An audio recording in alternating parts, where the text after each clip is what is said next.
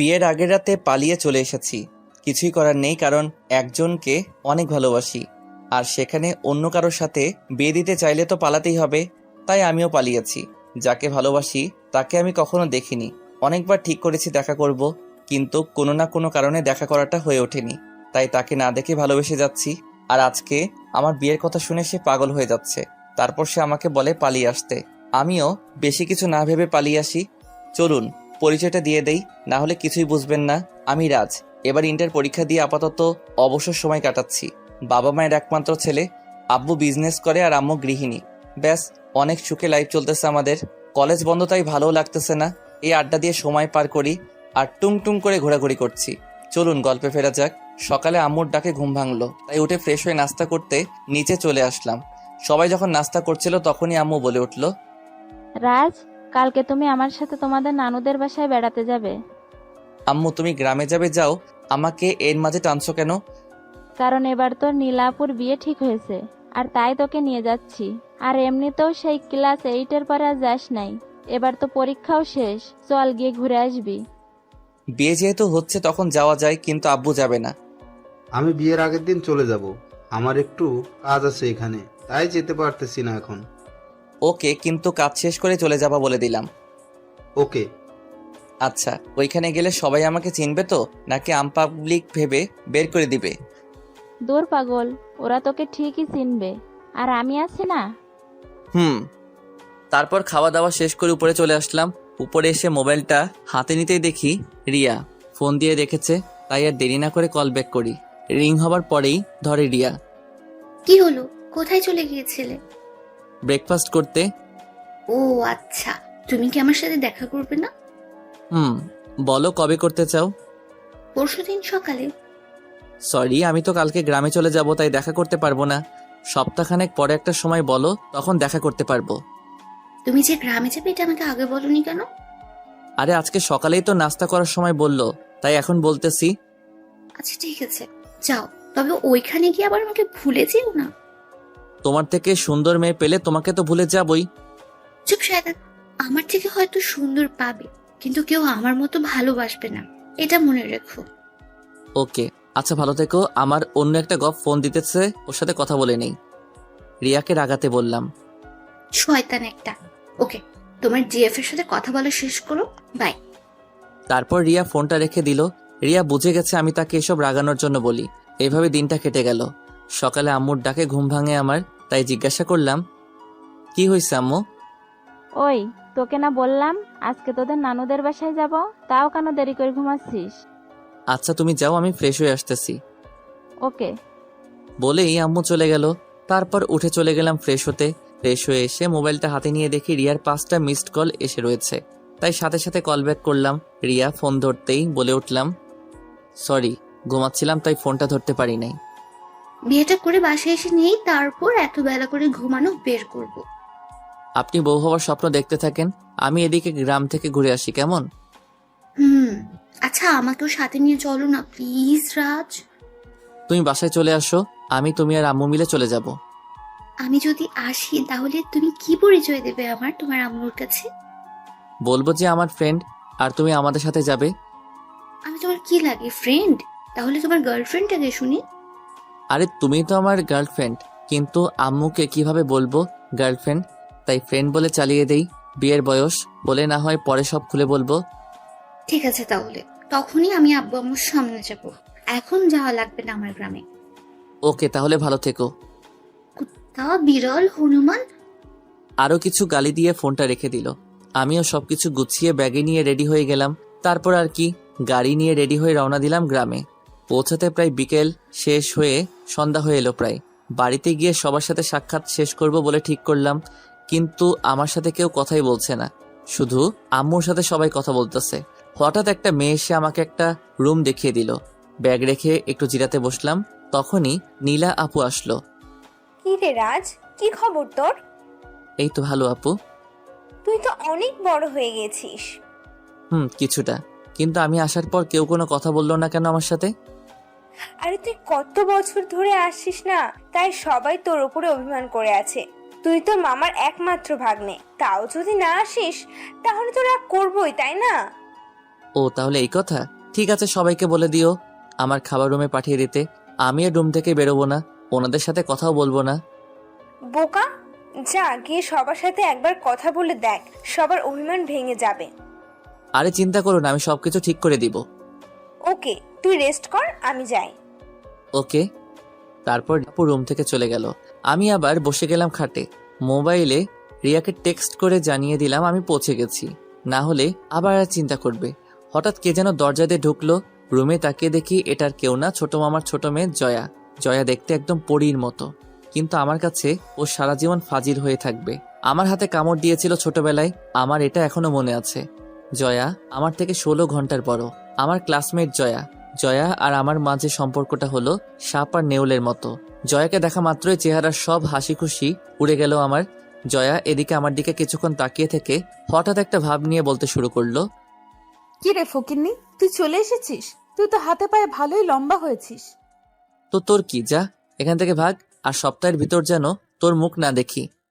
আমার বাসায় এসেই আমাকে তাড়িয়ে দিবি? বাহ, কি চমৎকার বাণী বললি রে তুই। আর একটা কথা, আমি না তোর থেকে বড়?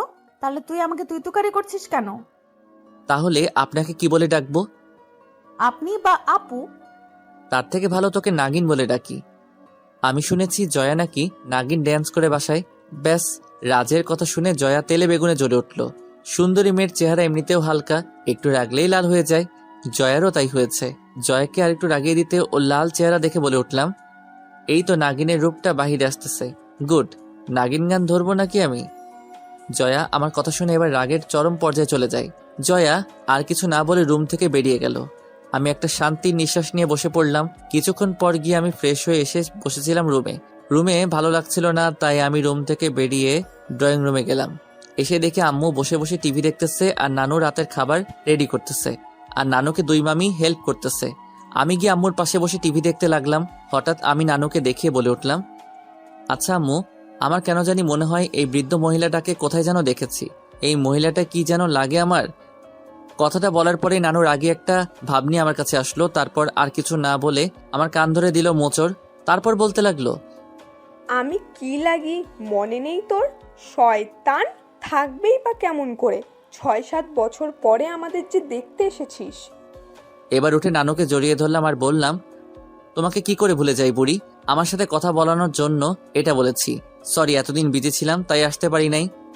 শয়তান, মানুষ হবি না। বলে নানু জড়িয়ে ধরলো।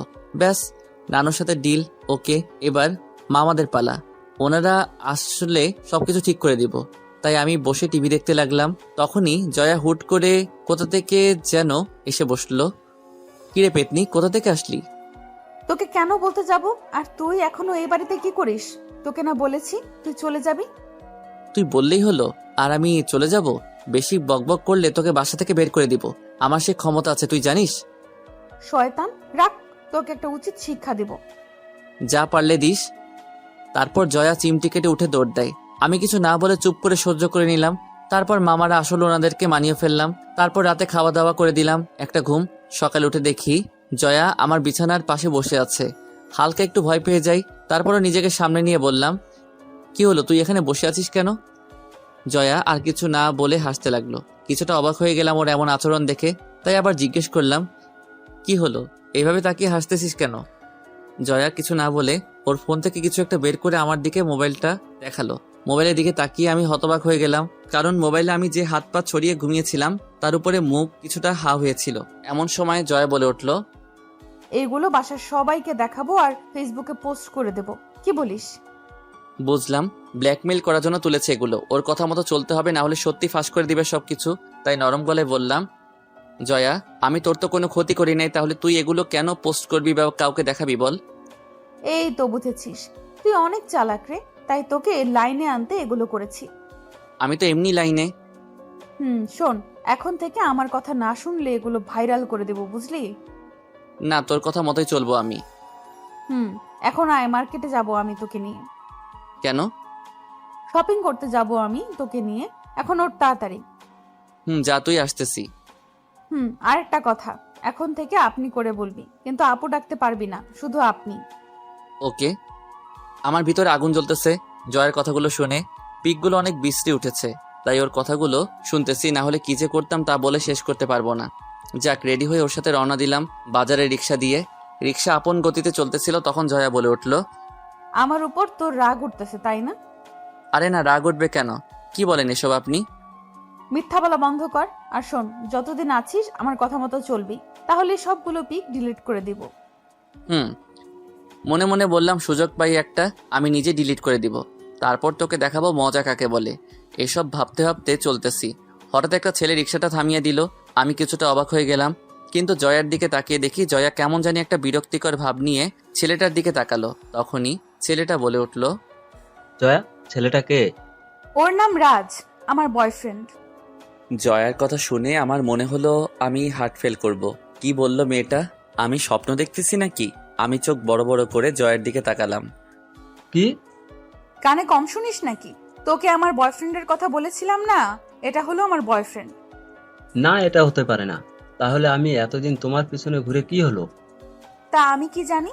আমি তোকে আগেই বলেছি আমার বয়ফ্রেন্ড আছে, তুই বিশ্বাস করিস নাই, তো এখন বোঝ মজা। দেখো, তোমার বয়ফ্রেন্ড থাকায় আমার কিছু যায় আসে না। আমি এখনো তোমাকে ভালোবাসি। দেখ, ওর সাথে আমার সব কিছু হয়ে গেছে। মানেটা কি তোকে ভেঙে বলবো নাকি বুঝে যাবি? আর কয়েকদিন পর ওর আর আমার বিয়ে, তুই আসিস কেমন? আর হ্যাঁ, বিয়ের পরেও যদি তুই আমাকে চাস তাহলে বলিস। রাত যদি আমাকে ডিভোর্স দিয়ে দেয় তখন আমি তোর কাছে ফিরে আসবো, কেমন? আমি জয়ার কথা শুধু হা হয়ে শুনছিলাম, কারণ ওর কথার আগামাথা কিছুই আমার মাথায় ঢুকতেছে না, শুধু ওদের কথা শুনতেছি। জয়া, তুমি কি সব সত্যি বলতেছো? আর রিক্সাটা ছাড়, এবার রাজকে নিয়ে হোটেলে যাচ্ছি, দিনটা কাটিয়ে বিকেলে ফিরবো। ছেলেটা আর কিছু না বলে সাইড হয়ে দাঁড়িয়ে গেল। রিক্সা আবার চলতে শুরু করলো। কিছুটা দূরে যেতেই বলে উঠলাম, ওই তুই কি বললি আমাকে ওই ছেলেটার সামনে? আরে আর বলিস না, প্রত্যেকটা দিন রাস্তায় আমার জন্য দাঁড়িয়ে থাকে, তাই আজকে সুযোগ বুঝে ওর পিছু নেওয়াটা ছাড়িয়ে দিলাম। তাই বলে আমাকে ব্যবহার করলি কেন? তুই পাশে ছিলি তাই তোকে ব্যবহার করে দিলাম, আর এমনিতেও তুই চলে গেলে এসবের খবর কে রাখবে? তাই বলে আমার নাম ব্যবহার করবি? তুই নিজের বয়ফ্রেন্ডের নাম বললেই তো পারতি। আমার কোনো বয়ফ্রেন্ড নাই। কি? সত্যি আমার কোনো বয়ফ্রেন্ড নাই। এটাও বিশ্বাস করতে হবে আমাকে যে তোর বয়ফ্রেন্ড নেই? আসলে আমি এসবে জড়াতে চাই না, তাই এখনো কাউকে বয়ফ্রেন্ড বানাইনি। ও, তা কাউকে পছন্দ করিস না? না, আর করলেও তোকে কেন বলতে যাব? আর তুই কিন্তু আমাকে তুই করে বলতেছিস। ও সরি। তারপর জয়া মার্কেটে গিয়ে কতগুলো মার্কেট করে এরপর বাসায় চলে আসলাম। বিকেলে বসেছিলাম, তখন জয়া রুমে আসলো, এসে আমার পাশে বসে গেল। আমি কিছুটা অবাক হয়ে বললাম, কি হলো, আপনি এখানে এসে বসেছেন কেন? শোন, তোকে নিয়ে একটা জায়গায় ঘুরতে যাব, তাড়াতাড়ি রেডি হয়ে নে। আমি এখন ঘুমাবো, তাই যেতে পারবো না। তাহলে পিকগুলো কি দিব ভাইরাল করে? আরে না, আমি যাবো তো। এই তো গুড বয়, যা তাড়াতাড়ি রেডি হয়ে নে। বলেই চলে গেলাম ওয়াশরুমে। সারা শরীর রাগে ফেটে যাচ্ছে। মনে মনে জয়ার 14 গোষ্ঠীকে উদ্ধার করলাম। তারপরেও রেডি হয়ে এসে দেখি জয়া বসে আছে। জয়া আমাকে নিয়ে একটা নদীর পাড়ে গেল ঘুরতে। জায়গাটা অনেক সুন্দর, যা বলে বোঝানোর মতো না। চারদিকটা অনেক নীরব আর নদীর স্রোতের শব্দ। মোটামুটি ভালোই লাগতে লাগলো। তাই জয়াকে বললাম, এটা কি তোর প্রিয় জায়গা? তা আমাকে এখানে নিয়ে আসার কারণ কি জানতে পারি? আজকে মনটা বেশি একটা ভালো না, তাই ভাবলাম তোকে নিয়ে ঘুরতে যাই এখান থেকে। ও, তারপর দুজনেই নদীর দিকে তাকিয়েছিলাম। কিছুক্ষণ পর হঠাৎ জয়া বলে উঠল, রাজ, তোর গার্লফ্রেন্ড আছে? হঠাৎ এমন প্রশ্ন কেন? বল না। আছে। তাই নাকি? তাহলে তো দেখতে হয় তোর গার্লফ্রেন্ডের পিক, দেখা তো দেখি। ওর পিক নাই তো আমার কাছে। কি বলিস? যার সাথে প্রেম করিস তার পিক নেই মানে কি? আসলে ওর সাথে আমার ফেসবুকে পরিচয়, তারপর থেকে রিলেশন, কিন্তু এখনো তার সাথে মিট করা হয়নি। আসলে ও অনেকবার দেখা করতে চেয়েছে, কিন্তু সময়ের কারণে আমি নিজেই দেখা করতে পারি নাই। ও, তার মানে তুই ফেসবুকে প্রেম করতেছস? ভালো। তা মেয়েটার নাম কি? রিয়া। ও আচ্ছা, তুই আমার ওই পিকগুলো ডিলিট করে দে প্লিজ। তোকে অনেক জ্বালাইছি রে রাজ, আর আজকে আমার সাথে এখানে আসায় তোর সব দোষ মাফ। আর যা, তোর পিকগুলো ডিলিট করে দিলাম।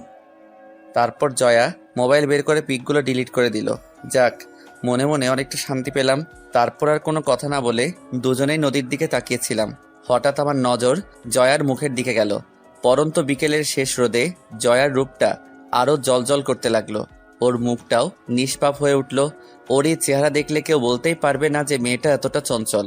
এসব ভাবছিলাম, তখন জয়ার ডাকে বাস্তবে ফিরলাম। কিরে, এইভাবে আমার দিকে তাকিয়ে আছিস কেন? না, এমনি। তারপর আরো কিছুক্ষণ বসে থেকে বাসায় চলে আসলাম। বাসাটা সাজানোর কাজ শুরু করে দিয়েছে। রাতে সবাই সবার মতো ব্যস্ত হয়ে রয়েছে। আমার ভালো লাগছিল না, কি করব বুঝতেছি না। তখনই জয়া রুমে আসলো। কিরে রাজ, কি করতেছিস? এই তো বসে রয়েছি। আসলে আমার ভালো লাগছিল না, তাই ভাবলাম তোর সাথে আড্ডা দেই কিছুক্ষণ। কি বলিস? কিন্তু রুমে বসে থাকতে ভালো লাগতেছে না।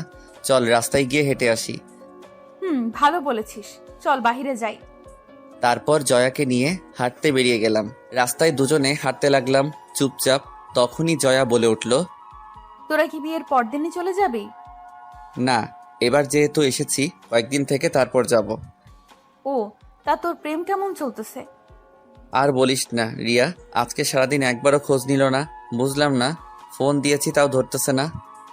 দেখ, তুই গ্রামে চলে এসেছিস, তাই ওই রিয়া মেয়েটা অন্য একজনের সাথে সময় কাটাচ্ছে। আরে না, রিয়া মেয়েটা এমন না। ও সব মেয়ের থেকে আলাদা। তুই না দেখে কিভাবে বুঝলি? দেখ, প্রায় সব রিলেশনের ব্যাপারে ছেলে সবসময় ফোন দিয়ে মেয়ের খোঁজ খবর নেয়, কিন্তু আমার বেলায় উল্টো। রিয়া সবসময় কল দিয়ে জিজ্ঞাসা করবে কি করতেছি না করব, সবকিছুর খবর নেয়। তাই নাকি? আর রিয়া না প্রায় দিনই আমার সাথে দেখা করতে চায়, কিন্তু আমি সময়ের অভাবে দেখা করতে পারি না। রিয়া আর যাই হোক খারাপ হতে পারে না, আর আমি রিয়াকে অনেক ভালোবাসি। ও রোমিও সাহেব, রোম্যান্স বাদ দিয়ে বাস্তবে আসেন। আচ্ছা চল বাসায় যাই। কেন, কাজ আছে নাকি? না, তবে খাওয়ার সময় হয়ে গেছে। ও, চলো। তারপর বাসার দিকে হাঁটতে লাগলাম। কি যেন মনে করে জয়াকে ডাক দিলাম। জয়া পিছনে ফিরে তাকালো। কি বলবি? হুম বল, কি বলবি? ভাবতেছি তোর সাথে আর ঝগড়া করব না। কেন? ভাবতাম ছোটবেলার মতো খারাপ আছিস তুই, কিন্তু না, তুই বদলে গেছিস। তাই ভাবতেছি আর ঝগড়া করব না। ওকে। তাহলে চল আমরা আজ থেকে ফ্রেন্ডশিপ করে ফেলি। জয়া কিছু না বলে কি যেন ভাবতে লাগলো। কিছুক্ষণ ভেবে বলল, করতে পারি, তবে একটা শর্ত আছে। বল শুনি, কি শর্ত? ফ্রেন্ড হতে পারি যদি আমার সব কথা তুই শুনিস। আমি যেখানে যেতে বলবো তুই যাবি, যা করতে বলবো তা করবি। তাহলে আমারও একটা শর্ত আছে। তোর আবার কি শর্ত? আমাকে প্যারা দিতে পারবি না, ওকে? আর ওই দিনের মতো বৃষ্টির ছবি আর তুলবি না। ওকে। ব্যাস। জয়া হেসে হাত বাড়িয়ে দিল, আর আমি হ্যান্ডশেক করে নিলাম। তারপর রওনা দিলাম বাসার দিকে। বাসায় এসে খাওয়া দাওয়া করে ঘুমিয়ে গেলাম। সকালে মুখে পানি ছিটানোর পর ঘুম ভাঙলো। তাকিয়ে দেখি জয়া সামনে দাঁড়িয়ে আছে পানির গ্লাস নিয়ে। কি হলো, পানি ছিটালি কেন? এত বেলা করে কেউ ঘুমায়? তাই বলে পানি ছিটাবি? ডাকলেই তো উঠে যেতাম। ডাকলে উঠতেছি, একটু পরে উঠবো এসব বলতি, কিন্তু পানি ছিটিয়ে দিয়েছি, একেবারে উঠে বসেছিস। আচ্ছা, দরজা লাগানো ছিল, তুই ভিতরে আসলি কিভাবে? তুই আসার আগে এটা আমার রুম ছিল, তুই আসায় তোকে থাকতে দিয়েছি, তাই আমার রুম বাহির থেকে কিভাবে খুলতে হয় তা তো আমি জানবই। তাই তো বলি, এরকম নোংরা রুমটা কার হতে পারে? এটা নোংরা রুম? তাহলে বাকি রুমগুলো কি? কমপক্ষে এটার থেকে ভালো। তাহলে যা গিয়ে গরুর ঘরে থাক, ওইখানটা পরিষ্কার পাবি। হ্যাঁ, বেড়াতে এসেছি বলে এখন তো খোটা দিবি। চুপ, বক বক না করে নাস্তা করতে আয়, আম্মু তোকে ডাকতে পাঠিয়েছে আমাকে। তুই যা, আমি আসতেছি। আর চুলগুলো এমন ভাবে এলোমেলো করে রেখেছিস কেন? এমনি। আগে গিয়ে এগুলো ঠিক করে আয়, আর মামিকে বলবি নাস্তা রুমে পাঠিয়ে দিতে। চুপচাপ আয়, না হলে মারবো ধরে। তোর জন্য আমি এখনো খাইনি।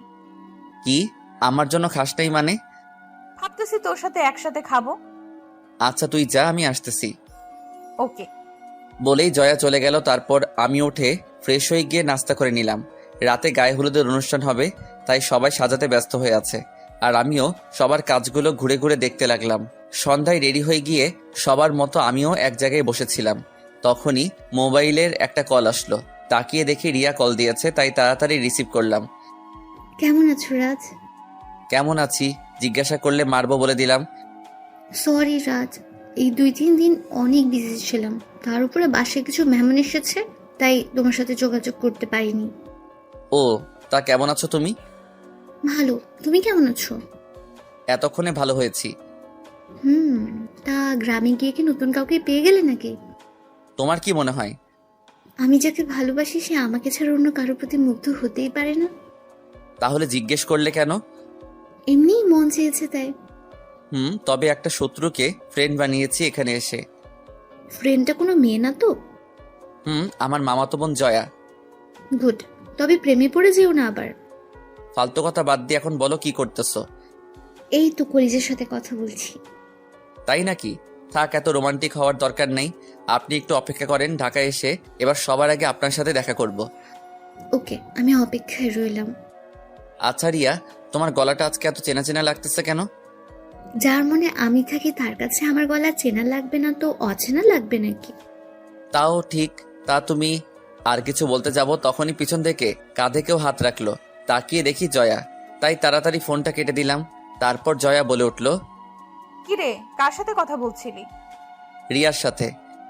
ও, তাহলে তো তোদের কথার মাঝে হয়তো আমি চলে এসেছি। সমস্যা নাই, আমি যাই, তুই কথা বল। আরে না, বল, কি বলবি? তোকে সবাই খুঁজতেছে। কেন? আপুর মুখে হলুদ লাগিয়ে দিবি না? ও, তুই যা, আমি আসতেছি। তাড়াতাড়ি আয়। জয়া চলে গেল। আমি রিয়াকে বলি বিজি আছি, পরে কথা বলবো বলে চলে যাই সবার ওইখানে। তারপর ছোট মামি আর আমি গিয়ে আপুর মুখে হালকা একটু হলুদ লাগিয়ে দেই। তারপর আপুকে একটু মিষ্টি খাইয়ে দেই। ভাবলাম এই সুযোগে আপুর সাথে একটু দুষ্টুমি করে নেই। তাই আপুকে বললাম, আপু, মুখে আটা কয় বস্তা লাগিয়েছ? চুপ শয়তান। সত্যি বললেই দোষ। তবে আপু, তোমাকে না আজকে অনেক সুন্দর লাগতেছে। তাই নাকি? Thank you. ইস, যদি আর 5 থেকে 6 বছর আগে জন্ম নিতাম তাহলে কতই না ভালো হতো। কেন, 5 বছর আগে জন্ম নিলে কি করতি? 5 বছর আগে জন্ম নিলে তোমার উপরে লাইন মারতে পারতাম, কিন্তু এত ছোট হওয়ায় তাও পারতেছি না। তুই কি যাবি না আমি এখন তোকে মারবো? যাচ্ছি, তবে Congress and wish your happy married life. Thanks. Welcome. তারপর সেখান থেকে এসে জয়ার পাশে দাঁড়ালাম। জয়া নীলা আপুর দিকে এক দৃষ্টিতে তাকিয়ে আছে। তাই আমি জিজ্ঞাসা করলাম, কি রে, এইভাবে তাকিয়ে কি দেখছিস? ভাবতেছি মেয়েদের জীবনে কত কিছুই না করতে হয়, নিজের পরিবার ছেড়ে অন্য কোথাও চলে যেতে হয়, আরো কত কিছু। তবে তুই চিন্তা করিস না, তোর বেলায় এসব কিছুই হবে না। কেন? কারণ তোর মতো পেতনি আর ফাজিল মেয়েকে কেউ বিয়ে করবে কি না সন্দেহ আছে। তুই আবার শুরু করলি? এবার কিন্তু মার খাবি বলে দিলাম। ওকে, এখন চল কিছু খেয়ে নেই। দুপুরে কি যা খেয়েছিলাম তা সব হজম হয়ে গেছে। তারপর এভাবে রাতটা কাটিয়ে দিলাম। সকালে আম্মুর ডাকে ঘুম ভাঙলো। উঠে ফ্রেশ হয়ে নাস্তা করে রুমে বসেছিলাম, তখনই কোথায় থেকে জয়া এসে রুমে ঢুকলো। রাজ, আয়, তোকে নিয়ে একটা জায়গায় যাব। কোথায় যাবি? আয়, নিয়ে গেলেই দেখতে পাবি। তারপর রেডি হয়ে গেলাম, জয়াকে নিয়ে বেরিয়ে গেলাম। আমাকে নিয়ে মার্কেটে ঢুকলো। ভাবলাম জয়া হয়তো মার্কেট করবে, কিন্তু না, জয়া পার্লারে এসেছে। আমাকে ওয়েটিং রুমে বসিয়ে দিয়ে সে চলে গেল ভিতরে। আমি বসে বসে মোবাইল টিপতেছিলাম, তখনই রিয়ার ফোন আসলো, তাই রিসিভ করলাম। কি খবর জনাব, কেমন আছেন? জি ভালো, আপনি কেমন আছেন? ভালো তো। কালকে হঠাৎ কলটা কেটে দিয়েছিলে কেন? বেশি বিজি ছিলে? কিছুটা মামাতো বোনের গায়ে হলুদ ছিল, তো তাই হলুদ তখন লাগাতে গিয়েছিলাম। ও, তা এখন কি করছো? এই তো ওয়েটিং রুমে বসে আছি। কিসের ওয়েটিং রুমে? জয়া আমাকে নিয়ে পার্লারে এসেছে। সে ভিতরে বসে তার মুখে ময়দার বস্তা লাগাচ্ছে, আর আমি এখানে বসে আছি। ওই, মেকআপকে অপমান করবো না বলে দিলাম। মেকআপকে যদি আরেকদিন আটা ময়দা বলতে শুনেছি তাহলে তোমার খবর আছে বলে দিলাম। তার মানে তুমিও মেকআপ প্রেমী? হুম। তা ময়দা না মেকআপ যে বলো, এগুলো দিয়ে কি রুটি বানিয়ে খাওয়া যাবে? বিয়ের পর প্রতিদিন বানিয়ে খাওয়াবো আপনাকে। ওকে। তাড়াতাড়ি ঢাকায় আসো, ভালো লাগছে না তুমি গ্রামে থেকে। এখনো না দেখেই এত অস্থির হয়ে যাচ্ছ? আল্লাহই জানে বিয়ের পরে কি করো। তখন কলিজের সাথে বেঁধে রাখবো তোমাকে। দেখা যাবে। ওকে, ভালো থেকো, আম্মু ডাকছে। ওকে, বাই। বাই। তারপর ফোনটা রেখে দিয়ে আবার গেম খেলতে লাগলাম। 10 মিনিট পর জয়া বেরিয়ে আসলো। তারপর জয়াকে নিয়ে বাসায় চলে আসলাম। বিয়ে বাড়ি ফুটে উঠেছে চারদিক। রুমে গিয়ে শাওয়ারে চলে গেলাম। দুপুরে বাহিরে বসেছিলাম, তখনই জয়া বাহিরে আসলো। জয়ার দিকে নজর পড়তেই হা হয়ে গেলাম। জয়া সাজলে যে এত সুন্দর লাগে তা আজকে দেখতেছি। তার উপর আবার শাড়ি পরেছে। হাই খোদা, মেয়েটা তো পরীর সাথে পাল্লা দিতে পারবে। শুধু আমি না, বিয়ে বাড়ির সবাই জয়ার দিকে হা করে তাকিয়ে আছে। জয়া আমার সামনে এসে দাঁড়িয়ে জিজ্ঞাসা করলো, কিরে কেমন লাগছে আমাকে? আগে এটা বল, আটার দাম কি কমেছে নাকি? তুই মানুষ হবি কবে? তুই এত সেজেছিস কেন? বিশেষ কেউ আসবে নাকি আজকে? আপুর বিয়েতে আমি সাজবো না তা কি হয় নাকি? এত সেজে একটা কাজ এগিয়ে নিয়েছিস। সেটা কি? তোর বিয়েটা মনে হয় এবার তাড়াতাড়ি হয়ে যাবে, কারণ যেভাবে সেজেছিস কেউ না কেউ পছন্দ করেই যাবে, দেখিস। থুর, এসব ফাউল কথা। আয় ওইদিকে গিয়ে বসি। তারপর আমি আর জয়া গিয়ে একটা গাছের নিচে বসে রইলাম। তখনই আমার নজরে পড়ল ওই দিন রিক্সা আটকানো ছেলেটা। ছেলেটাকে ইশারা করে দেখালাম। ছেলেটা জয়ার দিকে হা করে তাকিয়ে আছে। জয়া ওর চাওয়া দেখে আমার কাছে এসে আমার হাতটা জড়িয়ে ধরে আমার কাঁধে মাথা রাখলো। আমি চুপ করে মোবাইল টিপতে লাগলাম। ছেলেটার দিকে নজরটা তুলে তাকিয়ে দেখি ছেলেটার মুখের 12টা বেজে গেছে। আমি আস্তে করে বললাম, জয়া, বাসার সবাই এদিকেই আছে, কেউ যদি দেখে ফেলে কি হবে বলো তো? থুর, কিছুই হবে না, তুই চাপ নিস না। এই ছেলেটা হয়তো আজকের পর থেকে আর আমার দিকে ফিরেও তাকাবে না। তাই বলে এসব? চুপ করে বসে থাক। ছেলেটা চলে যাওয়ার পর দুজনে মিলে হাসতে লাগলাম। তারপর বিয়ের কাজটাও শেষ হয়ে গেল। তবে খেয়াল করলাম কিছু ছেলে জয়াকে ফলো করতেছে, ওর সাথে কথা বলার সুযোগ খুঁজতেছে, কিন্তু আমাকে দেখে আর সাহস করতে পারতেছে না। জয়া আমার সাথে এমনভাবে লেগে আছে যে কেউ ভাববে আমরা গার্লফ্রেন্ড বয়ফ্রেন্ড। জয়া মেয়েটা গ্রামে থেকে এমনিতেও অনেক মডার্ন, কেউ সহজে বুঝতে পারবে না যে জয়া গ্রামে থাকে। জয়াকে শহরের মেয়েদের মতোই দেখতে। যাক, প্রায় সন্ধ্যার দিকে পাত্রপক্ষ নীলা আপুকে নিয়ে চলে গেল। সবাই কিছুটা মন খারাপ করে বসে আছে। এইভাবে রাতটা কাটিয়ে দিলাম। সকালে আম্মুর ডাকে ঘুম ভাঙলো। উঠে ফ্রেশ হয়ে গিয়ে নাস্তা করে নিলাম। তারপর আবার রুমে এসে বসে বসে মোবাইল টিপতে লাগলাম। তখনই জয়া রুমে আসলো। রাজ, তোর কি এখন কোনো কাজ আছে? না, কেন? তাহলে চল কোথাও গিয়ে ঘুরে আসি, ভালো লাগছে না। এখন না, বিকালে গেলে ভালো হয়। ওকে। বলেই জয়া চলে গেল। বিকেলে আমি আর জয়া চলে গেলাম ঘুরতে গেলাম সেই নদীর পাড়ে। প্রায় সন্ধ্যার পরে বাসায় আসলাম। এভাবে কেটে গেল 5-6 দিন। আমি আর জয়া বিকালে মার্কেটে গিয়েছিলাম কিছু কাপড় কিনতে। তখনই আম্মু ফোন দিয়ে বলল জয়াকে নিয়ে তাড়াতাড়ি বাসায় যেতে। তারপর জয়াকে নিয়ে বাসায় চলে গেলাম। গিয়ে দেখি বাসার সবার মুখে কেমন যেন একটা হাসি ফুটে আছে। আমি আর জয়া কিছু না বুঝে ভিতরে যেতেই আম্মু বলল, জয়া যা, তুই গিয়ে রেডি হয়ে আয়। কেন আন্টি? তুই গিয়ে রেডি হ, আমি এসে তোকে সব বলবো। জয়া ভিতরে চলে গেল। তাই আমি আম্মুকে জিজ্ঞাসা করলাম, কি হয়েছে আম্মু? জয়াকে পাত্রপক্ষ দেখতে আসতেছে। কি, এত ছোট মেয়েকে ওরা বিয়ে দিয়ে দিবে? আরে বিয়ে দেবে না, পাত্রপক্ষ জয়াকে দেখে যাবে আজকে। তারপর একদিন সময় করে জয়াকে এঙ্গেজমেন্টের রিং পরিয়ে দিয়ে যাবে। তারপর জয়ার পড়ালেখা শেষ হলে বিয়ে হবে। এসবের কি দরকার? একেবারে পড়ালেখা শেষ করার পরেই তো এসব করলে হয়। আরে এঙ্গেজমেন্ট করানোর কারণ হলো আর কেউ যেন জয়ার বিয়ের প্রস্তাব না নিয়ে আসতে পারে, সেই জন্য। আমার ভাই জিজা সুন্দরী, তাতে সবার নজর পড়তেই পারে, তাই সেসব নজর আটকে ওরা আজকে জয়াকে দেখে যাবে। তারপর কয়েকদিনের ভেতর এঙ্গেজমেন্টের রিং পরিয়ে দেবে। ও, তাহলে তো ভালোই। আচ্ছা তুই থাক, আমি গেলাম। আম্মু চলে যাওয়ার পর আমি রুমে গিয়ে ফ্রেশ হয়ে জয়ের রুমে গেলাম। গিয়ে দেখি জয়া সাজতেছে মন খারাপ করে। কি হয়েছে, এমন মন খারাপ করে বসে আছিস কেন? আচ্ছা, এই বয়সে এঙ্গেজমেন্ট করানোর মানে হয়? আমি নীলাপুর বিয়ের দিনই তোকে বলেছিলাম যে এত সাজিস না, বিপদ হবে। হলো তো বিপদটা। থুর, এখন কি করব এটা বল। তুই জানিস তোর মন কি বলে। দেখি কি হয়, সময় সবকিছু বলে দিবে। এটাই। আচ্ছা তুই থাক, আমি গেলাম। গিয়ে দেখি বাহিরে কি হচ্ছে। তারপর বাহিরে এসে দেখি সবাই নাস্তা তৈরি করতেছে পাত্রপক্ষের জন্য। আমি বসে বসে ওনাদের সব আয়োজন দেখতে লাগলাম। কিছুক্ষণ পর কয়েকজন লোক আসলো বাসায়। বিশেষ করে পাত্রটা অনেক সুন্দর। আমি ওনাদের এখান থেকে জয়ার কাছে গেলাম। জয়া, তোর তো কপাল খুলে গেল। মানে? ছেলেটা দেখতে স্মার্ট আর অনেক কিউট। ধুর, বক বক করিস না। ছেলে রাজপুত্র হলেও আমি এখন এসব করতে পারবো না। এটা তোর ব্যাপার, তুই থাক, আমি গেলাম।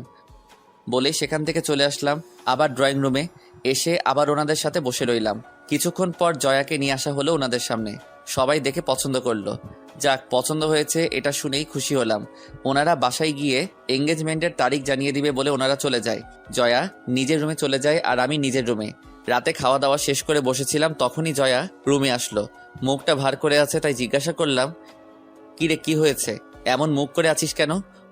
ওইটা নিয়েই। ও, আরে সমস্যা কোথায়? এখন তো ব্যাস এঙ্গেজমেন্ট করে রাখবে, তোর যখন মন চাইবে তুই বিয়ে করে ফেলবি। আর ছেলেও তো দেখতে কত সুন্দর। জয়া কিছু না বলে রুমে চলে গেল। আমিও আর বেশি রাত না জেগে ঘুমিয়ে গেলাম। সকালে আম্মুর ডাকে ঘুম ভাঙলো। উঠে ফ্রেশ হয়ে নাস্তা করে নিলাম। তারপর জয়ার সাথে ড্রয়িং রুমে বসে কথা বলতে লাগলাম। হঠাৎ খেয়াল করলাম ছোট মামা রুম থেকে বেরিয়ে আসলো। রাগী মুখ দেখে আমি আর জয়া দুজনেই দাঁড়িয়ে গেলাম। মামাকে আমি জিজ্ঞাসা করলাম, মামা কি হয়েছে? মামা কোনো কথা না বলে ঠাস করে জয়ার আর আমার গালে চর বসিয়ে দেয় দুইটা। আমি আর জয়া অবাক হয়ে তাকিয়ে আছি মামার দিকে। কেন চর মেরেছে এসবের কিছুই বুঝতেছি না। জয়াও আমার মতোই অবাক হয়ে তাকিয়ে আছে। আম্মুর দিকে তাকিয়ে দেখি উনিও রাগী মুখ নিয়ে তাকিয়ে আছেন আমার দিকে। কি হচ্ছে কিছুই বুঝতেছিলাম না। তখনই বলে উঠল, তোদের কারণে আজকে আমার এত বড় অপমান সহ্য করতে হলো।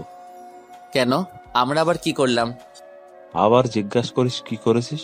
জানিস আজকে তোদের জন্য জয়াকে দেখে যাওয়া লোকগুলো আমাকে অপমান করেছে। কি করেছি এটা না বলে বুঝবো কিভাবে? তারপর মামা যা বলল তা শোনার জন্য আমি আর জয়া দুজনেই প্রস্তুত ছিলাম না। কারণ মামা বলে উঠল, তোরা দুজন দুজনকে ভালোবাসিস, এটা বললে কি আমরা তোদের মেরে ফেলতাম নাকি ফাঁসি দিতাম? যে কথাটা তোরা আমাদের সবার থেকে লুকিয়ে রাখলি। মামার কথা শুনে আমার মাথা ঘুরে গেল। কি বলছে এসব মামা? জয়ের দিকে তাকিয়ে দেখি জয়াও সেম ভাবে শকড খেয়েছে মামার কথায়। তখনই মামা আবার বলে উঠল, তোরা তোদের পার্সোনাল লাইফে কি করেছিস তা আমরা কেউ জানি না, অথচ বাইরের একটা ছেলে সারা গ্রাম ছড়াচ্ছে কথাটা। কে কি বলে বেড়াচ্ছে আমাদের নামে? কেন তুই রিয়াদকে বলিসনি যে তোদের মাঝে কি হয়েছে? না হলে সেটা রিয়াদ জানলো কিভাবে? বুঝলাম না এখানে মামা কি বলছে। সব আমার মাথার উপর দিয়ে যাচ্ছে। তাই জিজ্ঞাসা করলাম, মামা এই রিয়ারটা কে? তোরা তাকে তোদের লাইফে কি হয়েছে না হয়েছে এসব সব বলে এসেছিস। আমি এবারও কিছু না বুঝে জয়ের দিকে জিজ্ঞাসার দৃষ্টিতে তাকাতেই জয়া বলে উঠল, রিয়াদ হলো ওই দিন আমাদের রিকশায় যে আটকে ছিল, সে হলো রিয়াদ। এবার মাথায় হালকা কিছু ঢুকেছে, কিন্তু এসবের সাথে জয়াকে দেখতে আসা লোকগুলোর কি সম্পর্ক এসব ভাবতে লাগলাম। তখনই মামা বলে উঠল, ওই ছেলেটা জয়াকে দেখতে আসা লোকগুলোকে উল্টো পাল্টা বলে দিয়েছে, আর ওরা আমাকে অনেক কথা শুনিয়েছে। তোদের এসবের কি দরকার ছিল? আমাদের বললে কি আমরা তোদের মেনে নিতাম না? আর ওই ছেলেটা সারা গ্রাম জয়ার নামে বদনাম ছড়াচ্ছে। মামা আপনি। আমি আর কিছু বলার আগেই মামা তার রুমে চলে গেল। আস্তে আস্তে সবাই নিজের রুমে চলে গেল। এখন ড্রয়িং রুমে আমি আর জয়া দাঁড়িয়ে আছি। জয়াও কান্না করতে করতে তার রুমে চলে গেল। তারপর আমিও নিজের রুমে গিয়ে কিছুক্ষণ আগের সব কথাগুলো নিজের মনে গোছাতে লাগলাম। তারপর ভাবলাম এখন রিয়ার সাথে কথা বলে মনটা হালকা করি। এই ভেবে রিয়ার নাম্বারে কল দিতে দেখি রিয়া আমাকে ব্লক লিস্টে ফেলে দিয়েছে। আমি বেশি কিছু না ভেবে মেসেঞ্জারে গেলাম নক দেওয়ার জন্য, কিন্তু ওর আইডি খুঁজে পেলাম না। তারপর ফেসবুকে গিয়ে ওর আইডি খুঁজে পাচ্ছি না। বুঝতে বাকি রইল না রিয়া তার আইডি ডিসেবল করে দিয়েছে। টুইটার, ইমো সহ সব ইন্টারনেট ওয়েবসাইট থেকে রিয়া আমাকে ব্লক করে দিয়েছে। মাথাটাও এবার কাজ করা বন্ধ করে দিয়েছে। রিয়া হঠাৎ এমন করলো কেন এটাই ভেবে পাচ্ছি না। মামার ঘটনাটা বাদ দিয়ে এবার রিয়ার এমন আচরণ দেখে আমি অবাক হয়ে গেলাম। আর কিছু ভাবতে পারছি না আমি। মাথা ব্যথা করতেছে আমার। তাই ওষুধ খেয়ে শুয়ে রইলাম আমি। প্রায় 1 ঘন্টা পর আম্মু, আব্বু, বড় মামা, ছোট মামা সহ কম বেশি সবাই আমার রুমে আসলো। আমিও উঠে বসলাম।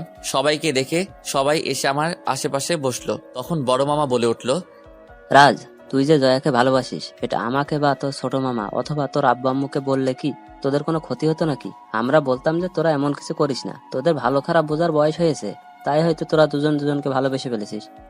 আমি ওনার কথার আগা মাথা কিছুই বুঝলাম না। তাই জিজ্ঞাসা করলাম, মানে কি মামা? এবার আমার ভাতিজিকে তোমার হাতে তুলে দেওয়ার সময় হয়ে এসেছে, তাই তৈরি হয়ে নাও বিয়ে করার জন্য। কি? বড় একটা শক খেলাম ওনাদের কথা শুনে। কি না জি, আগামী শুক্রবার তোমাদের দুজনকে সারা জীবনের জন্য এক করে দেয়া হবে। আমি মামার কথা শুনে আম্মু আব্বুর দিকে তাকিয়ে দেখি ওনারাও খুশি মনে বিয়েটা করাতে চায়। আমি জিম মেরে মামার কথাগুলো ভাবতে লাগলাম। সবাই নিজের মতো চলে গেল। সবার শেষে আব্বু আম্মু যাওয়ার সময় আমি ওনাদের ডাক দিয়ে আমার রুমে বসতে বলি। আব্বু জিজ্ঞাসা করলো, কিরে কি হয়েছে তোর? তোমরা সবাই কি শুরু করেছো? আমি জয়াকে ভালোবাসি, এটা তোমাদের কে বলেছে? মানে? আম্মু, আমি অন্য কাউকে ভালোবাসি। জয়া হলো আমার ফ্রেন্ড, আর তোমরা আমাকে না জানিয়েই আমার বিবাহ ঠিক করে ফেলেছো। এটা কোন ধরনের কথা? তাহলে ওই ছেলেটা যে এসব কথা বললো? আসলে আব্বু ওই দিন। তারপর তাদের সবকিছু খুলে বললাম। আব্বু আম্মু আমার কথা শুনে হাঁ করে তাকিয়ে আছে। কি বলবে হয়তো বুঝতেছে না। অবশেষে আব্বু বলে উঠলো, বুঝলাম, কিন্তু তুই যে মেয়েটাকে পছন্দ করিস সে কে? তার নাম রিয়া। তো কোথায় থাকে, কি করে? কোথায় থাকে তা জানি না, তবে এবার সে নাকি ইন্টার পরীক্ষা দিয়েছে। কোথায় থেকে জানিস না মানে? আচ্ছা, মেয়েটার একটা ফটো দেখা। ফটো তো নেই আমার কাছে আম্মু। আচ্ছা, মেয়েটাকে একটা কল দে, আমি কথা বলবো মেয়েটার সাথে। ফোনটা হাতে নিতেই মনে পড়লো রিয়ার সাথে যোগাযোগ করার সব রাস্তা বন্ধ। কি করব এখন? তখন আম্মু বলে উঠল, কি হলো, কল দিচ্ছিস না কেন? আম্মু, রিয়ার সাথে কোনো যোগাযোগ করতে পারতেছি না। সোশ্যাল সাইট থেকে ব্লক করে দিয়েছে আমাকে। তাহলে ওর বাসার নাম্বারে কল দে। ওর বাসার নাম্বার তো নেই। মানে কি? আচ্ছা, তুই ওই রিয়া মেয়েটাকে দেখেছিস তো নাকি? রিয়ার সাথে এখনো দেখা করা হয়নি, এমনি ফোনে কথা হতো আর চ্যাটিং। রাজ, তুই কি আমাদের সাথে মজা করা শুরু করেছিস নাকি? আম্মু, তোমার সাথে মজা করতে যাব কেন? আমি সিরিয়াস। আচ্ছা, মানলাম তুই ওই মেয়েটাকে পছন্দ করিস, কিন্তু ওই মেয়েটার সাথে তোর কোনো যোগাযোগ নেই, এমনকি তাকে তুই কখনো দেখিসনি। তাহলে তুই আমাদের একটা প্রমাণ দে যে ওই মেয়েটাও তোকে ভালোবাসে। আম্মু, তুমি এই বিয়েটা বন্ধ করো, আমি বাকিটা দেখতেছি। আম্মু আব্বু আর কোনো কিছু না বলে ভাবনার সাগরে ডুব দিল। অনেকক্ষণ ভেবে হঠাৎ আম্মু বলে উঠল, দেখ রাজ, আমি তোকে সোজা একটা কথা বলি, মাথায় ঢুকিয়ে নে। বলো। এই বিয়ে বন্ধ করে দিতে পারি, একটা শর্তে। বিয়ের যেহেতু আরো 7 দিন বাকি, তাই তুই 3 দিনের মধ্যে রিয়ার সাথে আমার যোগাযোগ করাবি। 3 দিন পার হয়ে গেলে আমি আর তোর কোনো কথা শুনবো না, বলে দিলাম। আব্বু, তুমি একটু বুঝাও আম্মুকে। তোর আব্বু কি বুঝাবে? প্রথমত, তুই যদি ওই মেয়েটাকে দেখতি তাহলে একটা কথা ছিল, তার থেকেও বড় কথা হলো এই পরিবারের মান সম্মান নিয়ে। তোরা জেনে হোক বা না জেনে হোক টান দিয়েছিস, এখন তোর কাছে দুটো রাস্তাই খোলা আছে, দেখ তুই কি করবি। 2 রাস্তা মানে? হয়তো 3 দিনের ভিতরে ওই মেয়েটার সাথে আমার কথা বলাবি, না হলে জয়াকেই বিয়ে করতে হবে, বলে দিলাম। আম্মু, তুমি এমন করে আমাকে কথা বলতেছো? কারণ তোরা হয়তো নিজেদের বাঁচাতে মিথ্যাটা বলেছিলি, কিন্তু এখন এটা বংশের মান সম্মানে গিয়ে আটকেছে। তাছাড়া এই বাসার সবাই ওই ছেলেটার কথা বিশ্বাস করে বসে আছে। তুমি গিয়ে ওনাদের বুঝিয়ে বলো। দেখ, ওরা যদি ভাবে এখন আমরা মিথ্যা বলতেছি। আম্মু, জয় নিজেই তো সাক্ষী। আচ্ছা, মানলাম বাসার সবাই মেনে নিল, কিন্তু এই গ্রামের সবাইকে কিভাবে বুঝাবি বল? কাল যদি আবার জয়ার জন্য বিয়ের প্রস্তাব আসে, তাহলে আবার কেউ না কেউ এটা নিয়ে তাদের কাছে বলে দিবে, তখন কি করবি? আম্মু, আমি বুঝতেছি না কি করব। দেখ বাবা, এটা শহর না, এখানে মান সম্মানটা সবার উপরে থাকে, আর এখানে সমাজ নিয়ে চলতে হয়। তাই প্লিজ তুই বিয়েটা করে নে। তোমরা যাও, এখন আমার মাথা ব্যথা করতেছে। আব্বু আম্মু আর কিছু না বলে চলে গেল। আমি দরজা লাগিয়ে দিয়ে এসে ভাবতে লাগলাম, কি হচ্ছে এসব? আমার সাথে কিছুই বুঝতেছি না। ভাববো কোনটা নিয়ে, এটাও বুঝতেছি না। রিয়া কেন এমনটা করলো, এটা নিয়ে ভাববো নাকি বিয়ের কথাটা নিয়ে ভাববো, কিছুই বুঝতেছি না। এসব ভাবতে ভাবতে কখন যে ঘুমিয়ে গেলাম তা নিজেও জানি না। ঘুম ভাঙলো দরজায় কারোর নক করার আওয়াজে। উঠে দরজা খুলে দেখি আম্মু খাওয়ার জন্য ডাকতেছে। তারপর ফ্রেশ হয়ে গিয়ে খাওয়া দাওয়া করে রুমে চলে আসলাম। বিকেলে ছাদে গেলাম, গিয়ে দেখি জয়া এক কোণে দাঁড়িয়ে আছে। তাই জয়ার কাছে গিয়ে দাঁড়ালাম। জয়া আমাকে দেখে বলে উঠল, রাজ, সরি, আমি আসলে বুঝতে পারিনি যে ওই কথা এমন একটা প্রভাব ফেলবে। ধুর, বাদ দে পুরোনো কথা। আর এখন কি করব সেটা নিয়ে ভাবতে হবে। তুই একটা কাজ করলে পারিস রাজ। কি কাজ? তুই আজ রাতে পালিয়ে ঢাকায় চলে যা, এদিকটা আমি সামলে নিব। ওই, তুই কি বলতেছিস এসব? পরে সবার কাছে মুখ দেখাবো কিভাবে আমি? তো এখানে পড়ে থেকে কি আমাকে বিয়ে করবি নাকি? দেখি, কিছু একটা তো করতেই হবে, এভাবে চলতে দেওয়া যাবে না। আচ্ছা, রিয়া কি বলে? আর বলিস না, সকাল থেকে সবকিছু থেকে ব্লক করে রেখেছে আমাকে। কিন্তু কেন? জানি না রে, এখন কি করব তাও মাথায় আসছে না। তার উপর আবার আম্মুর এমন শর্ত, মাথাটা খারাপ হয়ে যাবে আমার। কেন, আন্টি আবার কি শর্ত রেখেছে? আর বলিস না, বলেছে 3 দিনের ভিতর রিয়াকে ওনার সামনে নিয়ে দাঁড় করাতে, না হলে তোকে বিয়ে করতে। জয়া কিছু না বলে চুপ করে রইল। আমিও ভেবে পাচ্ছি না কি করব। সন্ধ্যায় ছাদ থেকে নেমে নিচে নেমে আসলাম। তারপর রাতে খাওয়া দাওয়া করে রুমে চলে আসলাম। ভাবতে লাগলাম কি করা যায়, কিন্তু কোনো উপায়ই পাচ্ছি না। একদিকে আম্মুদের বংশের মান সম্মান, অন্যদিকে জয়ার লাইফ নিয়েও টেনশন হয়ে গেছে। অন্যদিকে রিয়াও এমন সময় বেঁকে বসলো যা বলার মতো না। এখন সামলাবো কত দিকে তা নিজেই ভাবতে পারতেছি না, পালাতেও পারতেছি না। কারণ পালালে মনে করবে জয়ার সাথে সব করে যখন বিয়ের কথা আসলো তখনই পালিয়ে গেছি। এখন গ্রামের মানুষকে কিভাবে বোঝাবো যে আমার মনে আসলে কি?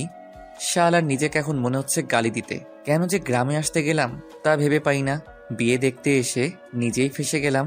হাজারো চিন্তা নিয়ে কখন যে ঘুমিয়ে গেলাম তা নিজেও জানি না। এভাবে কেটে গেল 3 দিন। বিকেলে আম্মু রুমে আসলো। কি রে রাজ, রিয়া মেয়েটার কোনো খোঁজ পেলি? না আম্মু। তাহলে আর কি করবি বল, এখন জয়াকে বিয়েটা করে নে। আম্মু প্লিজ, তুমি কিছু একটা করো। কাল থেকে বিয়ের সব কাজ শুরু হবে, তাই প্লিজ এসব বাদ দিয়ে নর্মাল হয়ে নে, তোর জন্যই ভালো হবে। আম্মুর কথায় রিয়্যাক্ট না করে আগের মতোই বসে রইলাম। যাওয়ার আগে বলে গেল আম্মু, তোর কোনো ফ্রেন্ডকে আসতে বললে বলে দে। তুমি জানো না আমার ফ্রেন্ড কে কে, তুমি নিজেই তো দাওয়াত দিলে পারো। ফ্রেন্ড কি আমার না তোর? তুই জানিস কি করবি। আমি গেলাম। আম্মু চলে গেলে আমি ভাবতে লাগলাম নিশাত, সিয়াম আর ফারিয়াকে কিভাবে বলবো যে আমি বিয়ে করতেছি। ওরা তো হাসতে হাসতে শেষ হয়ে যাবে। তার চেয়ে ভালো ওদের আগে এখানে আসতে বলি, এখানে আসলেই পরিস্থিতি বুঝে ফেলবে। রাতে ওদের ফোন দিয়ে বললাম গ্রুপে আসতে। তারপর মেসেঞ্জার গ্রুপে ওদের 3 জনকে কল দিলাম, সবাই অ্যাক্টিভ হলো। সিয়াম জিজ্ঞাসা করলো, কিরে হঠাৎ এত জরুরি তলব? শোন, তোরা কাল সকালে 3 জন আমাদের নানুর বাড়িতে চলে আসবি। কেন, কি হয়েছে? কোনো সমস্যা? আগে আয়, তারপর না হয় বলতেছি। কাল বিকেলে রওনা দিয়ে দে। নিশাত আর ফারিয়া রাজি হয়ে গেল, কিন্তু সিয়াম নাকি আসতে পারবে না, কারণ সে ঢাকার বাহিরে আছে। তো তুই কবে আসতে পারবি? 2 দিন পর। হিসাব করলাম যে সিয়াম গায়ে হলুদের দিন আসবে। যাক, তাতেও সমস্যা নেই, ওকে বলে দিলাম। পরের দিন রাতে গিয়ে নিশাত আর ফারিয়াকে স্টেশন থেকে পিক করে আনলাম। এদিকে বাসাটা হালকা সাজিয়েছে, তাই ওরা হালকা অবাক হয়ে ভিতরে আসলো। ওদের আমার রুমে বসালাম। ফারিয়া জিজ্ঞাসা করলো, কি রে রাজ, তোর মামাতো বোনের বিয়ে তো অনেকদিন আগেই শেষ, তা বাসাটা আবার সাজাচ্ছে কেন? কারণ তোর ভাই বিয়ে করতে যাচ্ছে। মানে? আর বলিস না। কিভাবে হলো? আর রিয়ার কথা বলিস না ওনাদের? শোন, আমি তোদের সব বলতেছি। তারপর ওদের শুরু থেকে সবকিছু খুলে বললাম। ওরাও শুনে চুপ করে রইল। কিছুক্ষণ কি বলবে হয়তো ভাবতেছে। তখন নিশাত বলে উঠল, সবকিছু যেমন তেমন, কিন্তু রিয়া এটা করবে ভাবতেও পারিনি। কি বলবো বল? এই জন্যই বলেছি না দেখে প্রেম করার দরকার নেই। এখন কি করবি এটা বল। এই 4 দিন ধরে এটাই ভাবতেছি, কিন্তু কোনো রাস্তা দেখতেছি না। তোর হবু বউকে ডাক তো একটু দেখি। বলেই জয়াকে ফোন দিলাম। জয়া, কোথায় তুই? রান্নাঘরে কেন? আমাকে একটু কফি বানিয়ে দিয়ে যা না প্লিজ। তুই বস, আমি নিয়ে আসতেছি। ওকে। আচ্ছা, জয়া কি জানে রিয়ার ব্যাপারে? সব জানে। আচ্ছা, বিয়ে করবি বলে ঠিক করে নিয়েছিস নাকি? রিয়ার একটা লিংক পেলেই বিয়েটা করব না, আর ভাবতেছি পালিয়ে যাব, কারণ আর কোনো রাস্তা দেখতেছি না। কি বলিস? এখন দেখি কি করা যায়। আর এসব কথা বাদ দিয়ে তোদের কি খবর বল। আমাদের আর কি চলতেছে? কথা বলার এক ফাঁকে জয়া কফি নিয়ে আসলো। তারপর আমি নিশাত আর ফারিয়ার সাথে পরিচয় করিয়ে দিলাম। রাজ, তোরা কথা বল, আমার একটু কাজ আছে, আমি যাই। জয়া চলে যাওয়ার পর ফারিয়া বলে উঠল, এত সুন্দর মেয়েকে তোর বিয়ে করতে সমস্যা কোথায়? তুই আবার একই কথা বলতেছিস? আচ্ছা, তো পালিয়ে গেলে কবে পালাবি? কাল আমার গায়ে হলুদ, আর কাল রাতে সিয়াম আসবে। সিয়ামকে আনার নাম করে তোদের নিয়ে পালাবো। জয়া জানে তুই যে পালাবি? না, তবে চলে গেলে জয়া এদিকটা ঠিক সামনে নিবে, আমি জানি। তো আগেই পালাতে এসব করানোর কি দরকার ছিল? আরে এতদিন ভেবেই কুল পাইনি কি করব, তার উপর আবার এসব একের পর এক প্রেশার। আচ্ছা, তোরা ফ্রেশ হয়ে নে, খাওয়া দাওয়া করে ঘুমিয়ে যা, কাল আবার পালাতে হবে। তারপর ফ্রেশ হয়ে ওদের নিয়ে খাওয়া দাওয়া করে ঘুমিয়ে গেলাম। পরের দিনটা সেই ঝামেলার মাঝ দিয়ে গেল। সন্ধ্যায় সবকিছু শেষ করে 10টার দিকে সিয়াকে ফোন দিয়ে জিজ্ঞেস করলাম আর কতক্ষণ লাগবে আসতে। সিয়াম জানালো আধা ঘন্টা। তাই সবাইকে বলে আমরা 3 জন বেরিয়ে গেলাম। ফিরার আর নিয়ত নেই। স্টেশনে গিয়ে দেখি সিয়াম বসে আছে, তাই সিয়ামকে গিয়ে আগে সব খুলে বললাম। সিয়ামও সেম রিয়াকশন দিল। আচ্ছা, তাহলে চল ঢাকায় চলে যাই, বসে থেকে লাভ কি এখানে? রিয়ার খোঁজটা পেলেই হতো। রাতেই গিয়ে রিয়াকে ঢাকা থেকে নিয়ে এসে সবাইকে সব সত্যটা বলে দিতাম। তোদের কারো কাছে কোনো প্ল্যান থাকলে বল। কিসের প্ল্যান? যে রিয়াকে কিভাবে বের করব। নিশাত আর ফারিয়া কিছুই করতে পারল না। তখনই সিয়াম বলে উঠল, রিয়ার নাম্বারটা দে তো আমাকে। কেন, তুই কি করবি? আমার একটা কাজিন সিম কোম্পানিতে চাকরি করে, তাকে দিয়ে বের করে ফেলবো রিয়া কোথায় থাকে বা কার নামে সিম রেজিস্টার করা। কেমন হবে বলতো? গুড, নে তাড়াতাড়ি কর। তারপর সিয়াম তার কাজিনকে কল দিল। আমরা পাশে দাঁড়িয়ে রইলাম। হ্যালো ভাই, তোমার একটা হেল্প লাগবে। কি হেল্প? একটা নাম্বার দিয়েছি তোমাকে, তুমি নাম্বারের সব ডিটেলস আমাকে দিবে। কিরকম লাগবে? মানে কার নামে সিমটা রেজিস্টার করা, তার ডিটেলস, আর সিমটা এখন কোথায় আছে তার লোকেশনটা শেয়ার করে দিবে আমাকে। ওকে, 5 মিনিট পর আমি তোকে রিকোয়েস্ট করে দিতেছি। বলেই ফোনটা রেখে দিল। আমি সিয়ামের কাছ থেকে ফোনটা নিজের হাতে নিয়ে বসে থেকে অপেক্ষা করতে লাগলাম। তখনই নিশাত বলে উঠল, চল রাজ, চা খেয়ে আসি, এর মাঝে এসে যাবে। চল। তোরা যা, আমি এখানে আছি। ওকে। হঠাৎ আমার ফোনটা বেজে উঠল। তাকিয়ে দেখি রিয়ার নাম্বার থেকে কল এসেছে। আমি রীতিমতো অবাক হয়ে গেলাম। তাড়াতাড়ি রিসিভ করলাম।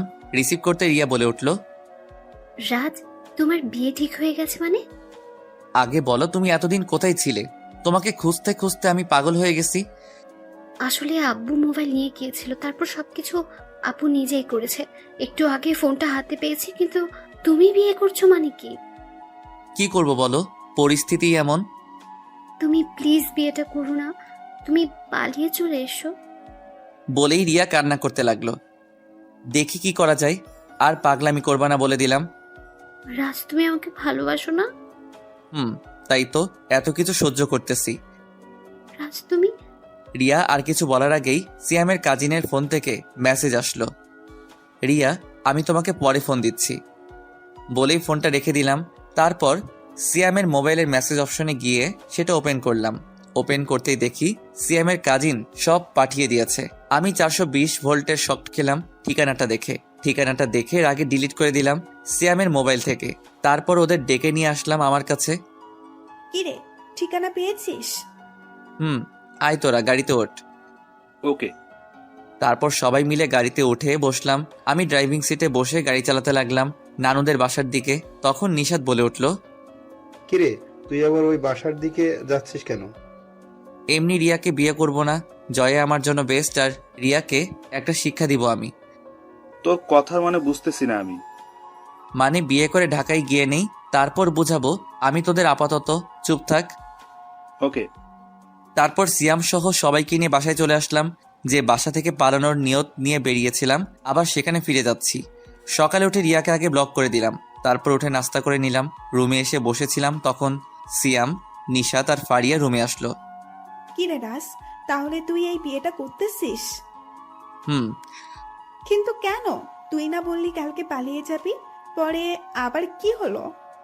তোদের তো বললাম যে ঢাকায় গিয়ে বলবো। আচ্ছা ঠিক আছে, তা বিয়ের পরে কি জয়াকে এখানেই রেখে যাবি নাকি সাথে করে ঢাকায় নিয়ে যাবি? এখানে কি মাছি মারতে রেখে যাব জয়াকে? তাহলে তো সবকিছুই হয়ে যাবে মামা। ফারিয়া চুপ করবি তুই? আর তোরা নাস্তা করেছিস? তাহলে তোরা এখানে বসে গল্প কর, আমি একটু শুয়ে থাকি। ওকে। তারপর ওরা বসে কথা বলতে লাগলো। আমি চোখ বন্ধ করে শুয়ে রইলাম।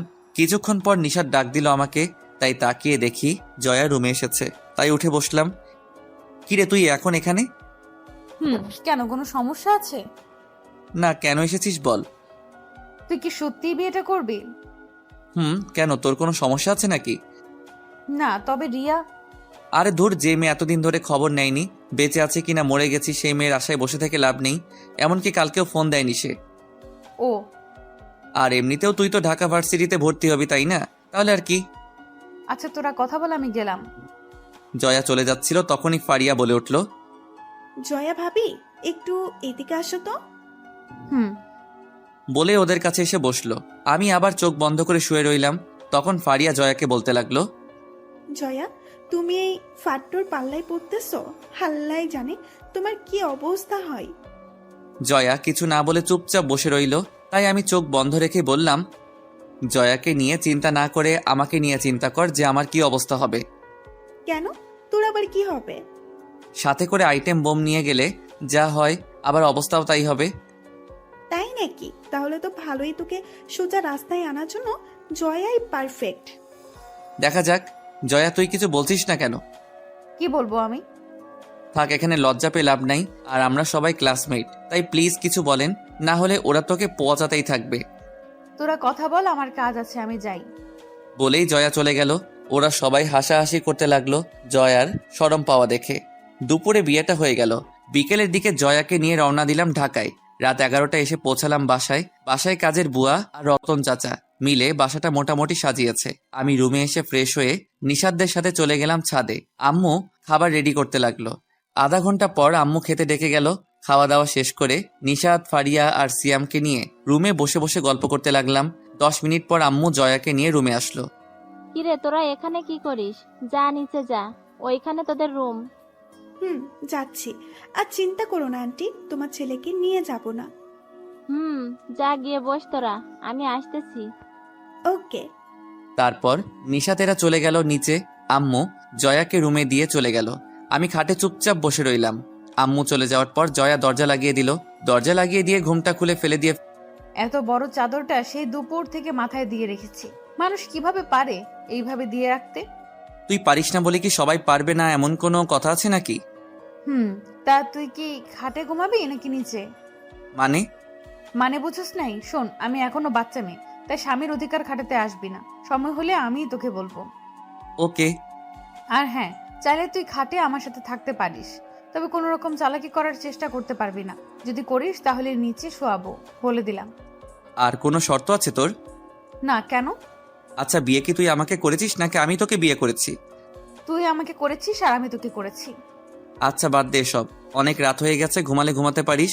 আর তুই না ঘুমালে আমাকে ঘুমাতে দে। তোকে ঘুমাতে না করেছি নাকি? তুই ঘুমা। ধন্যবাদ বলেই শুয়ে গেলাম। শুয়ে শুয়ে ভাবতে লাগলাম যে অন্য 10টা লোকের মতো আমার আর বউয়ের ঘুমটা তুলে তার মায়াবী মুখটা দেখা হলো না।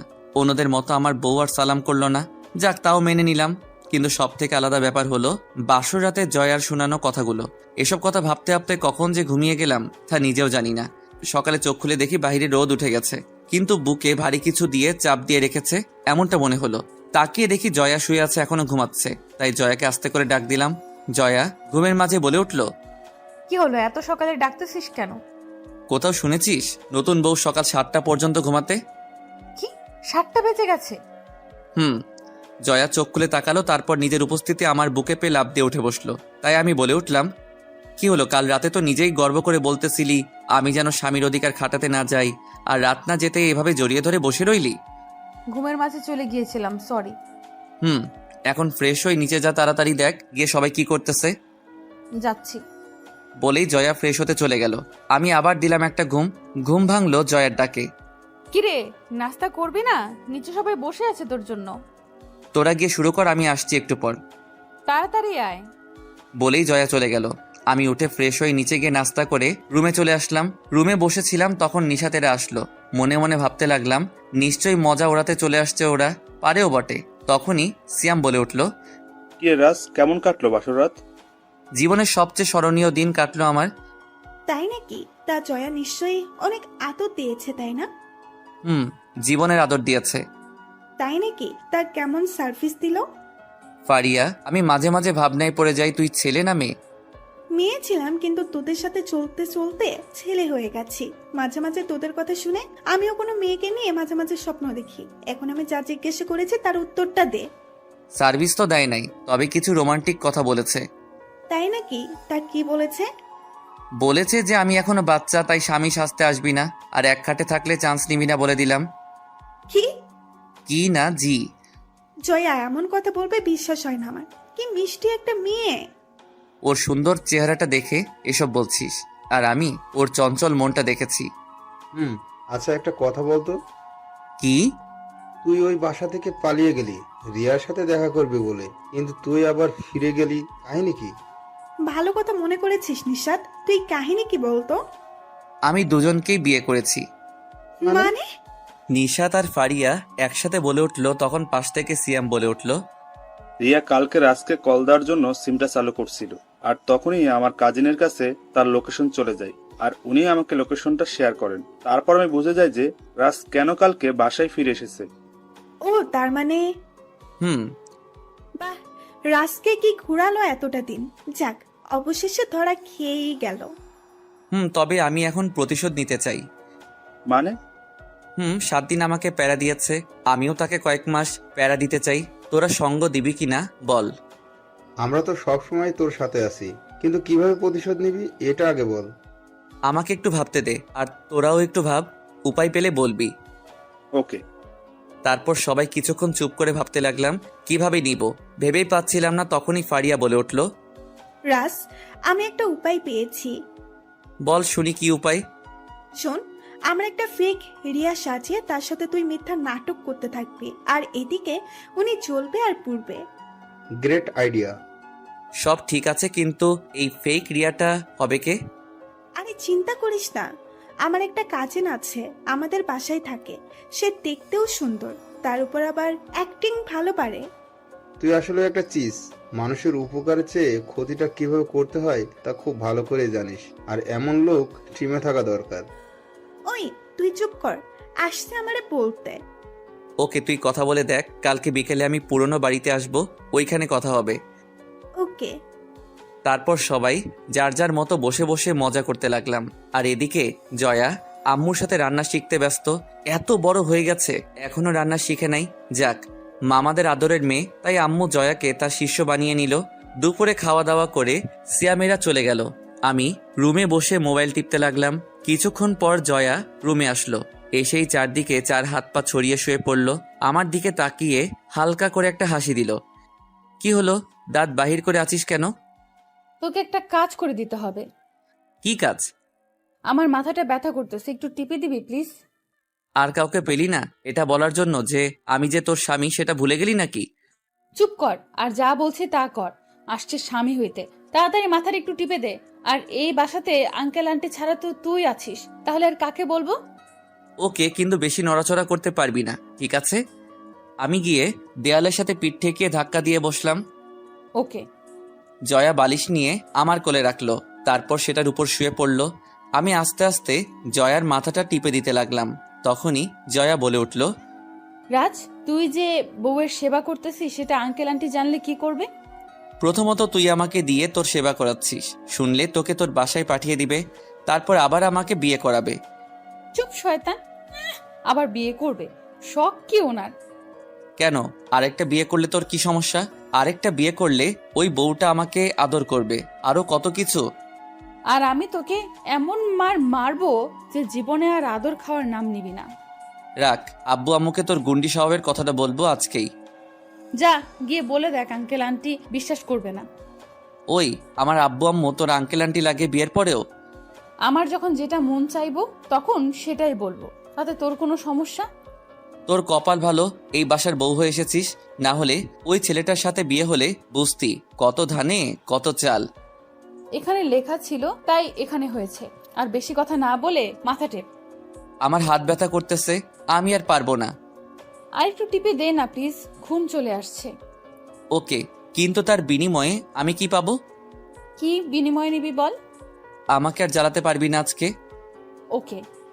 তারপর আবার জয়ার মাথাটা টিপে দিতে লাগলাম। কিছুক্ষণ পর জয়া ঘুমিয়ে গেল।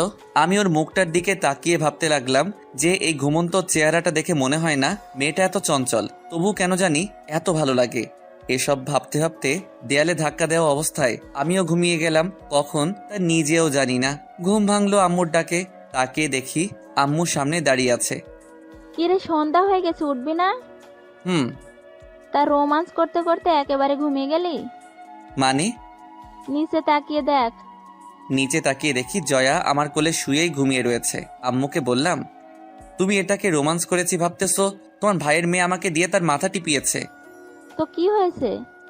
আচ্ছা, এমন মেয়েকে আনতে পারলে না যে আমার একটু সেবা করবে? চুপ কর, কালকে মেয়েটা এসেছে আর আজকে খুঁট ধরা শুরু করেছিস? তুই তোর বাবার বা বংশের একটা নৌকো ফেলবি। এখানে আব্বু আর আমার বংশ আসলো কোথা থেকে? তোর বাবা আর তোর দাদু সারা জীবন আমার খুঁট ধরে এসেছে, আর এখন তুই আমার ভাইয়ের মেয়েটাকে নিয়ে পড়েছিস খুঁট ধরতে? তোরা ভালো হবি কবে বলতো? আম্মু, আমার ভুল হয়েছে। তোমার ভাইয়ের মেয়েকে নিয়ে এখন যাও, আর মহারানীকে উঠিয়ে তোমার সাথে নিয়ে যাও। তোর বউ তুই নিয়ে আয়, আমি গেলাম।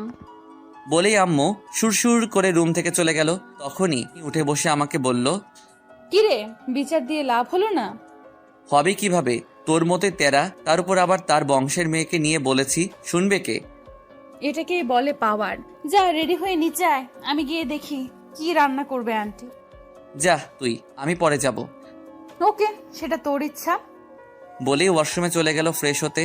আমি উঠে বসে বসে মোবাইল টিপতে লাগলাম। জয়া ফ্রেশ হয়ে নিচে চলে গেল। রাতে খাওয়া দাওয়া করে রুমে এসে বারান্দায় বসে রইলাম। তখনই পিছনে কেউ এসে দাঁড়ালো। তাকিয়ে দেখি জয়া দাঁড়িয়ে আছে। কি হলো, এখানে এসেছিস কেন? এমনি মন চাইতেছে। কেন, তোর কোনো সমস্যা আছে নাকি এখানে আসলে? আরে না, এটা তো আপনাদের রাজত্ব, আপনারা যেখানে মন চাই যেতে পারবেন। এখন রুমে আয়, ঘুমাবি। তুই গিয়ে ঘুমা, আমি একটু পরে আসবো। ওকে, তাহলে চল দুজনে গিয়ে একটু ছাদে হেঁটে আসি।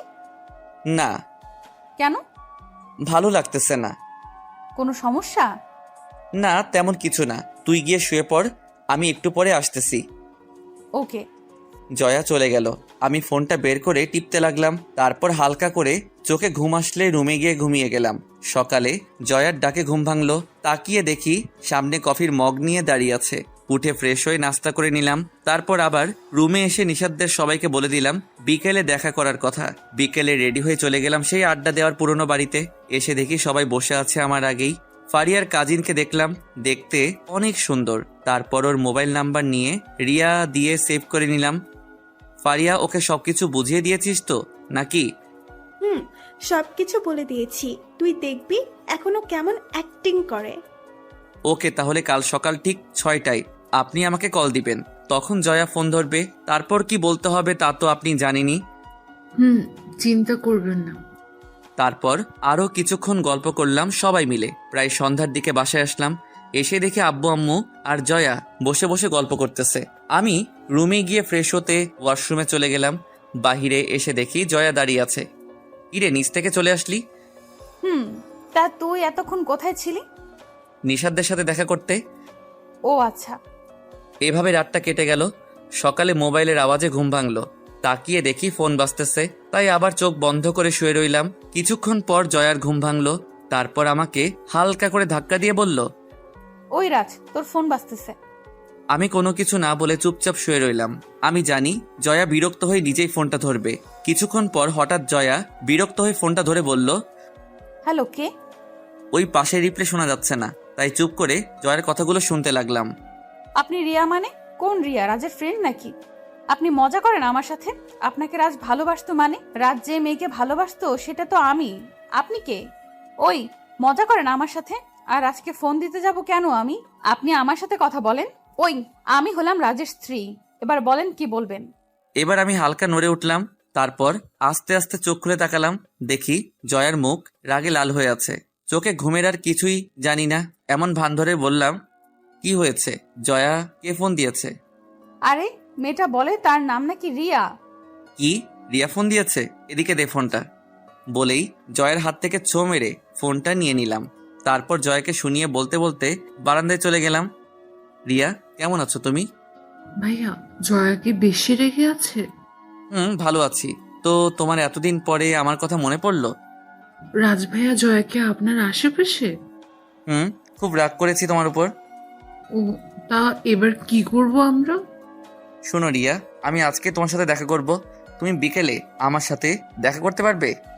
মানে? শুনো তাহলে, আজকে বিকেলে আমি তোমার সাথে দেখা করতেছি, ঠিক আছে? ওকে, কিন্তু কোথায়? তুমি বড় পুকুরের পাড়ে চলে আসো। ওকে, কিন্তু ফারিয়াকে সাথে নিয়ে আসবো ভাইয়া। অবশ্যই। ওকে, তাহলে রাখি এখন ভাইয়া। ওকে, বাই। তারপর হাসতে হাসতে রুমে ঢুকলাম। তাকিয়ে দেখি জয়া রাগী চোখে তাকিয়ে আছে। তাই জিজ্ঞাসা করলাম, কি হলো, এভাবে তাকিয়ে আছিস কেন? কে ফোন দিয়েছিল? আরে, রিয়া ফোন দিয়েছিল। কেন, রিয়া তোকে কেন ফোন দিয়েছে? আর এখন তোকে দিয়ে ওর কাজ কি? আসলে রিয়া আমার সাথে দেখা করতে চাইতেছে, তাই আজ বিকেলে দেখা করতে যাব। কি? তুই এখন তার সাথে দেখা করে কি করবি? আরে, যার সাথে এতদিন কথা বললাম তাকে না দেখলে কি হয়? ওই, তুই যার সাথে কথা বলেছিস সেটা ওই রিয়া নয়। মানে?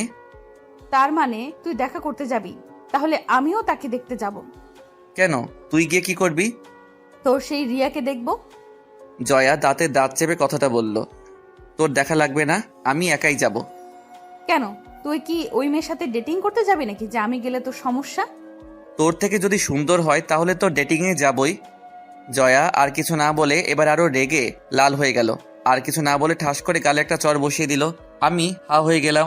তখনই রাগী লুক দিয়ে আমাকে বলে উঠল, তুই শুধুই আমার, আর বিকেলে আমিও তোর সাথে যাব, কথাটা মনে থাকে যেন। বলেই রাগী লুক নিয়ে রুম থেকে বেরিয়ে গেল।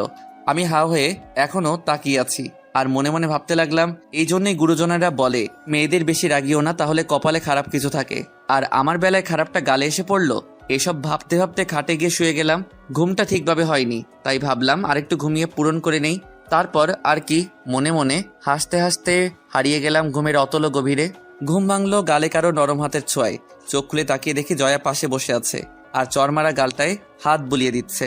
আমাকে সজাগ হতে দেখে জয়া হালকা একটু নড়ে বসলো, তারপর নিচ থেকে বলে উঠল, সরি রাজ, আসলে তখন থেকে কি হয়ে গিয়েছিল তা নিজেও জানি না। বললাম তো সরি, এবার উঠে আয়, নাস্তা করবি। আমার খেতে মন চাইতেছে না, তুই যা এখন। দেখ সরি বললাম তো, আয় এবার, আর হবে না বলছি। আর দোষ তোরও আছে। আমি আবার কি করলাম? তুই এত উল্টাপাল্টা কথা বলিস কেন? তাই তো রাগ উঠে গিয়েছিল। তাই বলে নিজের স্বামীকে চর মারবি? আচ্ছা যা, আর হবে না, এবার তো আয়, নাকি তোকে কোলে করে নিয়ে যাব? থাক, লাগবে না, তুই যা, আমি আসতেছি। ওকে। বলেই জয়া চলে গেল। আমি উঠে ফ্রেশ হয়ে নাস্তা করতে চলে গেলাম। নাস্তা করে এসে রুমে এসে ফারিয়াকে কল দিলাম। রাজ বল। শোন, বিকেলে জয়াও আসবে আমার সাথে, তাই ওই মেয়েটাকে সবকিছু বুঝিয়ে দিস আর তুইও আসিস, তবে দূরে কোথাও থেকে নজর রাখিস। ওকে, কিন্তু জয়া যদি কোনো কিছু জিজ্ঞাসা করে, যেমন কবে থেকে রিলেশন অথবা তুমি যে রিয়া, তার প্রমাণ দেখাও, এরকম কিছু বললে? আরে ওই মেয়েটাকে বলে দিবি যে 1 বছর ধরে রিলেশন ছিল আর প্রমাণ হিসেবে আমাকে জিজ্ঞাসা করতে বলবি। ওকে, তাহলে রাখি, বাই। ফারিয়া শোন শোন। বল, কি বলবি? আচ্ছা, তোর কাজিনের নামটা কি? রিয়া। কেন, তুই জানিস না? জানলে কি তোরে জিজ্ঞাসা করতাম? এখন ফোন রাখ। ওকে, বাই।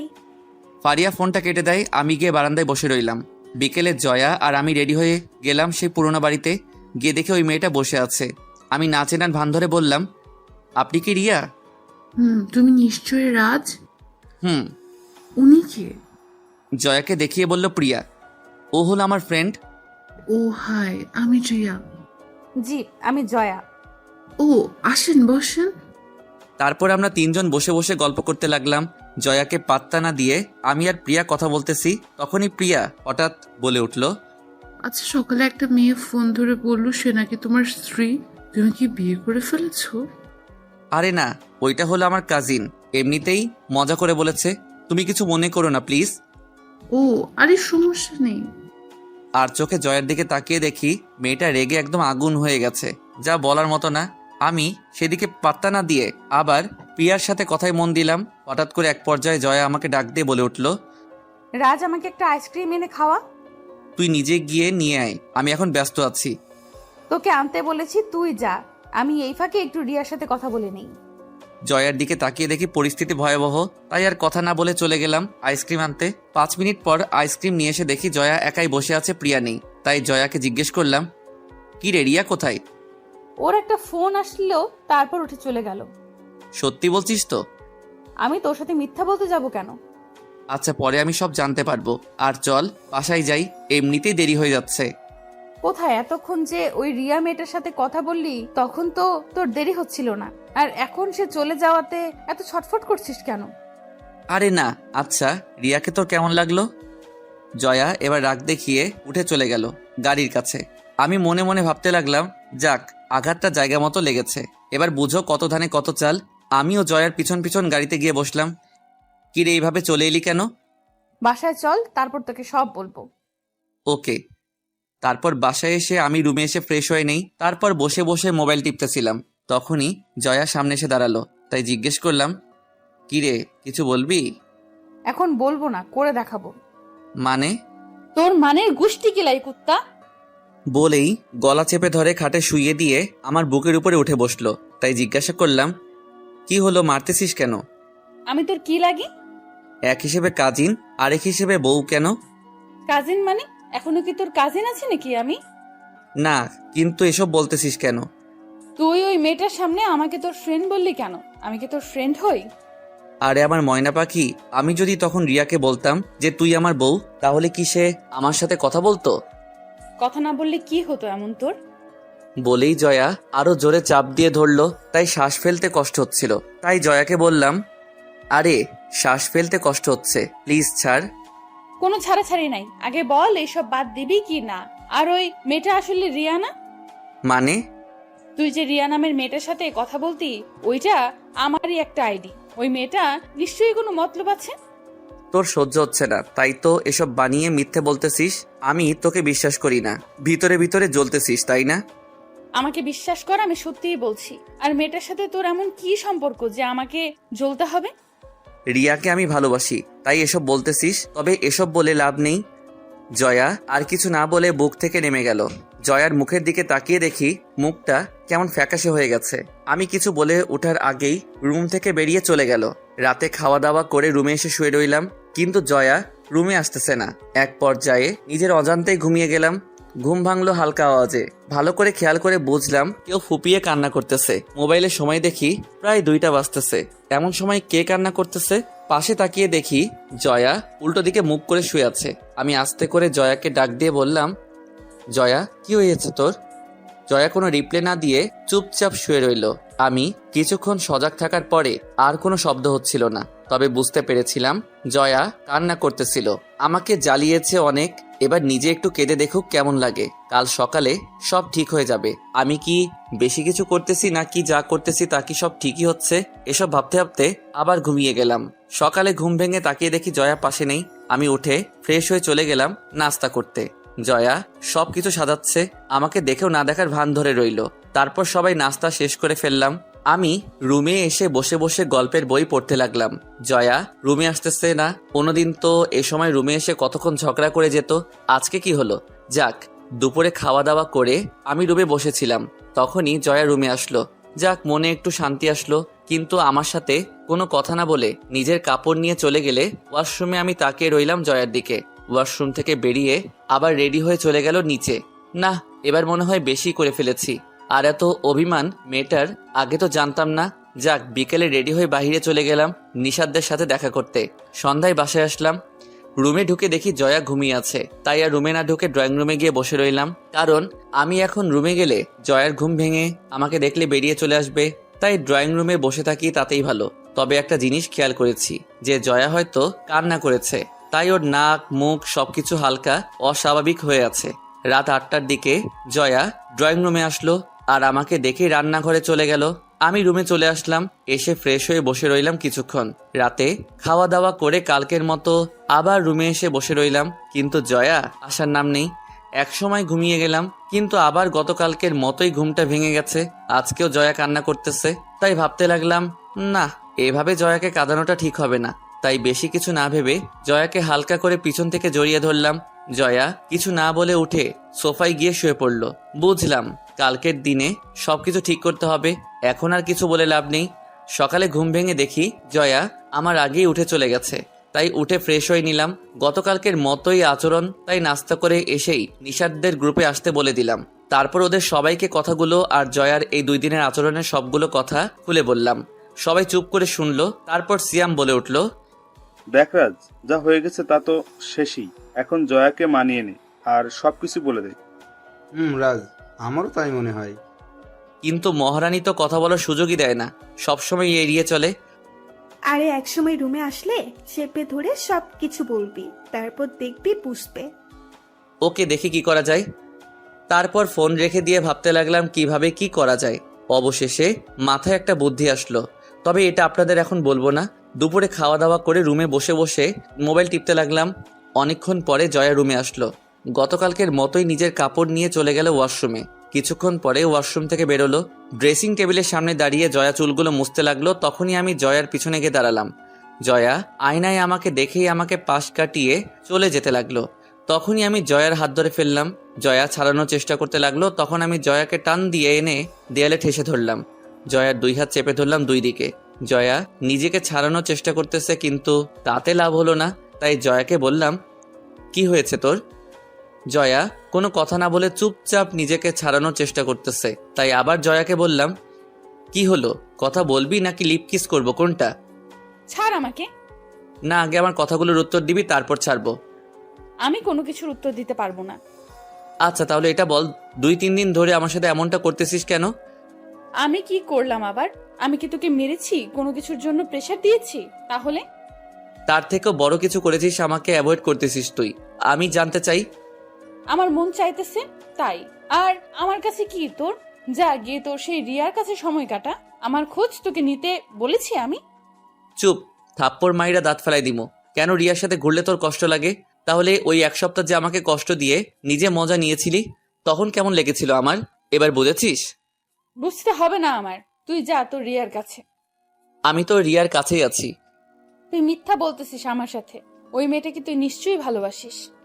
বুঝেছি, ওর মুখ বন্ধ করতে হবে, তাই বেশি কিছু না ভেবে ওর ঠোঁটে আমার ঠোঁটগুলো বসিয়ে দিলাম। সপ্তম আকাশ থেকে পড়লো। চোখগুলো বড় বড় করে আমার দিকে তাকিয়ে রইল। মিনিট 2 পর জয়াকে ছেড়ে দিয়ে রুম থেকে বেরিয়ে গেলাম। যাওয়ার সময় তাকিয়ে দেখি জয়া তখনও ওইভাবেই দাঁড়িয়ে। ভাবলাম নিশাদদের সাথে দেখা করে আসি। তখনই আম্মু ডাক দিল আমাকে। আম্মু কিছু বলবে? এদিকে আয়। আমি গিয়ে সোফায় বসলাম। তখন জয়াও এখানে এসে হাজির হলো। তারপর আম্মু বলল, তোর আব্বু কালকে সপ্তাহখানেকের জন্য দেশের বাইরে চলে যাবে, আর আমিও এই সুযোগে তোর বড় আন্টির বাসা থেকে ঘুরে আসব। তাহলে তোমার সাথে জয়াকেও নিয়ে যাও, জয়াও কিছুদিন ঘুরে আসবে। আমার সাথে কাউকেই নিয়ে যাব না, তোরা দুজন বাসায় থাকবি, আর মাঝে মাঝে তোকে হয়তো একটু অফিসেও যাওয়া লাগতে পারে। সব ঠিকই আছে, তবে জয়ার হাতের রান্না আমি খেতে পারবো না। এটা তোদের ব্যাপার, তুই কোথায় যাচ্ছিলি যা। আম্মু তুমি কিন্তু এটা অন্যায় করতেছো আমার সাথে। জয়া, তুই পারবি না ওকে সামলে রাখতে? আমি আর কিছু না বলে চলে গেলাম নিশাদদের সাথে দেখা করতে। গিয়ে দেখি ওরা আগে এসে বসে আছে। আমাকে দেখে ফারিয়া বলে উঠল, পৃথিবীতে আছে একটা ছেলে যে কিনা বিয়ের পরেও পিওর ভার্জিন। তা অবশ্য ঠিকই, কপাল ভালো হলে যা হয় আর কি। তা জয়ার রাগ কি কমেছে, নাকি এখনো সে আগের মতোই আছে? রাগ ভেঙেছে মহারানীর, তবে সমস্যা তো অন্য জায়গায়। আবার কি হলো? আরে আব্বু কাল দেশের বাইরে চলে যাবে, আর আম্মু চলে যাবে বড় আন্টির বাসায়। আর এই কয়েকদিন নাকি জয়ার হাতে রান্না খেতে হবে। তোর সমস্যা কোথায়? আরে জয়া রান্না করতে পারে না, আর এই কয়েকদিনে যা শিখেছে তা খেলে শিওর মারা যাবো ডায়রিয়া হয়ে। আরে না, দেখিস ভালোই হবে।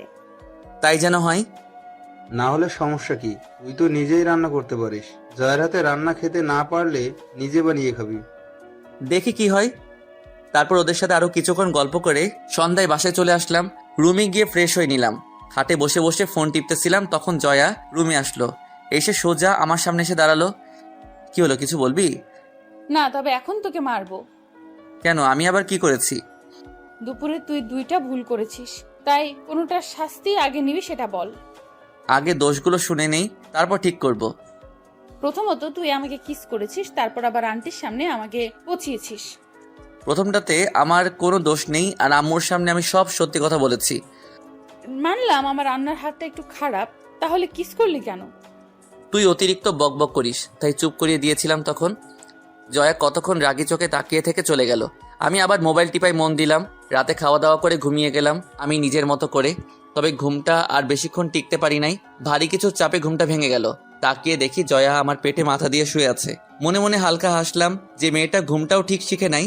জয়াকে ওর সিটে শুয়ে দিয়ে আবার একটু ঘুমানোর ট্রাই করতে লাগলাম। তখন জয়া আবার এসে আমাকে জড়িয়ে ধরলো। এবার আর কিছু না বলে মাথায় হাত বুলিয়ে দিতে লাগলাম। তারপর ওর দিকে কিছুক্ষণ তাকিয়ে রইলাম। হঠাৎ করে চোখটা লেগে যায়। সকালে ঘুম ভেঙে যায় তাড়াতাড়ি। জয়া এখনো ঘুমাচ্ছে, তাই আমি আর জয়াকে না ডেকে নিচে গেলাম। গিয়ে দেখি আব্বু নাস্তা করতেছে। কিছুক্ষণের মাঝেই বেরিয়ে যাবে, তখনই আম্মু বলে উঠলো, কিরে, এত তাড়াতাড়ি উঠে গেলি? না, এমনি ভালো লাগছিল না তাই। জয়া কি উঠেছে? তোমার ভাইয়ে জি নবাবের মেয়ে এত তাড়াতাড়ি উঠবে? চুপ, সব সময় আমার সহজ সরল ভাইজিটার পিছনে লেগে থাকিস। ওঠা লাগবে না, জয়াও আরো কিছুক্ষণ ঘুমাক। তোমাদের বংশের সবাই তুলসী পাতা, আর যত খারাপ আমরা বাবা ছেলেই। এই তো বুঝেছিস। নাস্তা শেষ করার পর আব্বু চলে গেল, আর আমি কফি নিয়ে রুমে গেলাম। গিয়ে দেখি এখনো ঘুমাচ্ছেন মহারানী, তাই আর ডাক দিলাম না। বিকেলে আম্মু চলে গেল বাসা থেকে, আর যাওয়ার আগে বাচ্চাদের মতো করে আমাকে বুঝিয়ে দিয়ে গেল জয়াকে যেন এই কয়েকদিন কষ্ট না দেই। এখন আম্মুকে কে বোঝাবে যে এই কথাগুলো জয়াকে বলা দরকার। রাতে খাওয়া দাওয়া করে একটু তাড়াতাড়ি ঘুমিয়ে গেলাম। সকালে জয়ের ডাকে ঘুম ভাঙলো। কিরে, নাস্তা করবি না? তুই যা, আমি আসতেছি। ফ্রেশ হয়ে চলে গেলাম নাস্তা করতে। গিয়ে টেবিলে বসতে জয়া এনে রুটি সামনে দিল। রুটি দেখে আমি পুরাই হা হয়ে গেলাম। রুটি 3 ভাগের 2 ভাগ পুরা, আর বাকি 1 ভাগ কাঁচা। জয়ার মুখের দিকে তাকিয়ে দেখি জয়াও চিন্তায় আছে। এগুলো খাবো কিভাবে, তাই জিজ্ঞেস করলাম, জয়া তুই খেয়ে নিয়েছিস? না, খাবো একটু পরে। ভালো করেছিস, না হলে এগুলো খেলে আমি শিওর দুজন ডায়রিয়া হয়ে মারা যাব। অনেক খারাপ হয়ে গেছে তাই না? চিন্তা করিস না, আমি অনলাইনে খাবার অর্ডার করে দিয়েছি, কিছুক্ষণের মাঝে চলে আসবে। ওকে। আচ্ছা, তুই ওই বাড়িতে কি করলি এত বছর, যে রান্নাটাও শিখলি না? ওইখানে কি শিখবো আর কি শিখবো না তাকে তোকে বলতে হবে? বেশি বকবক করলে দুপুরে বাসার খাবার খাওয়াবো বলে দিলাম। তুই যা রান্না করবি তাই খেতে পারবো না, আর অযথা খাবার নষ্ট হবে। তার চেয়ে ভালো আমি রান্না করব, তুই শুধু বসে বসে খাবি। তুই রান্না করতে পারিস? তো তোর মতো অকাজের লোক নাকি আমি? তাহলে আমি আর রান্না শিখে কি লাভ? তুই যেহেতু রান্না করতেই পারিস। চুপ কর, আসছে আমার হাতের খাবার সারা জীবন খেতে, বিপদে পড়ে করতেছি। আম্মু আসলে সবকিছু শিখে নিবি। ওকে, এখন নাস্তা আসলে রুমে নিয়ে আসিস। বলেই জয়া রুমে চলে গেল।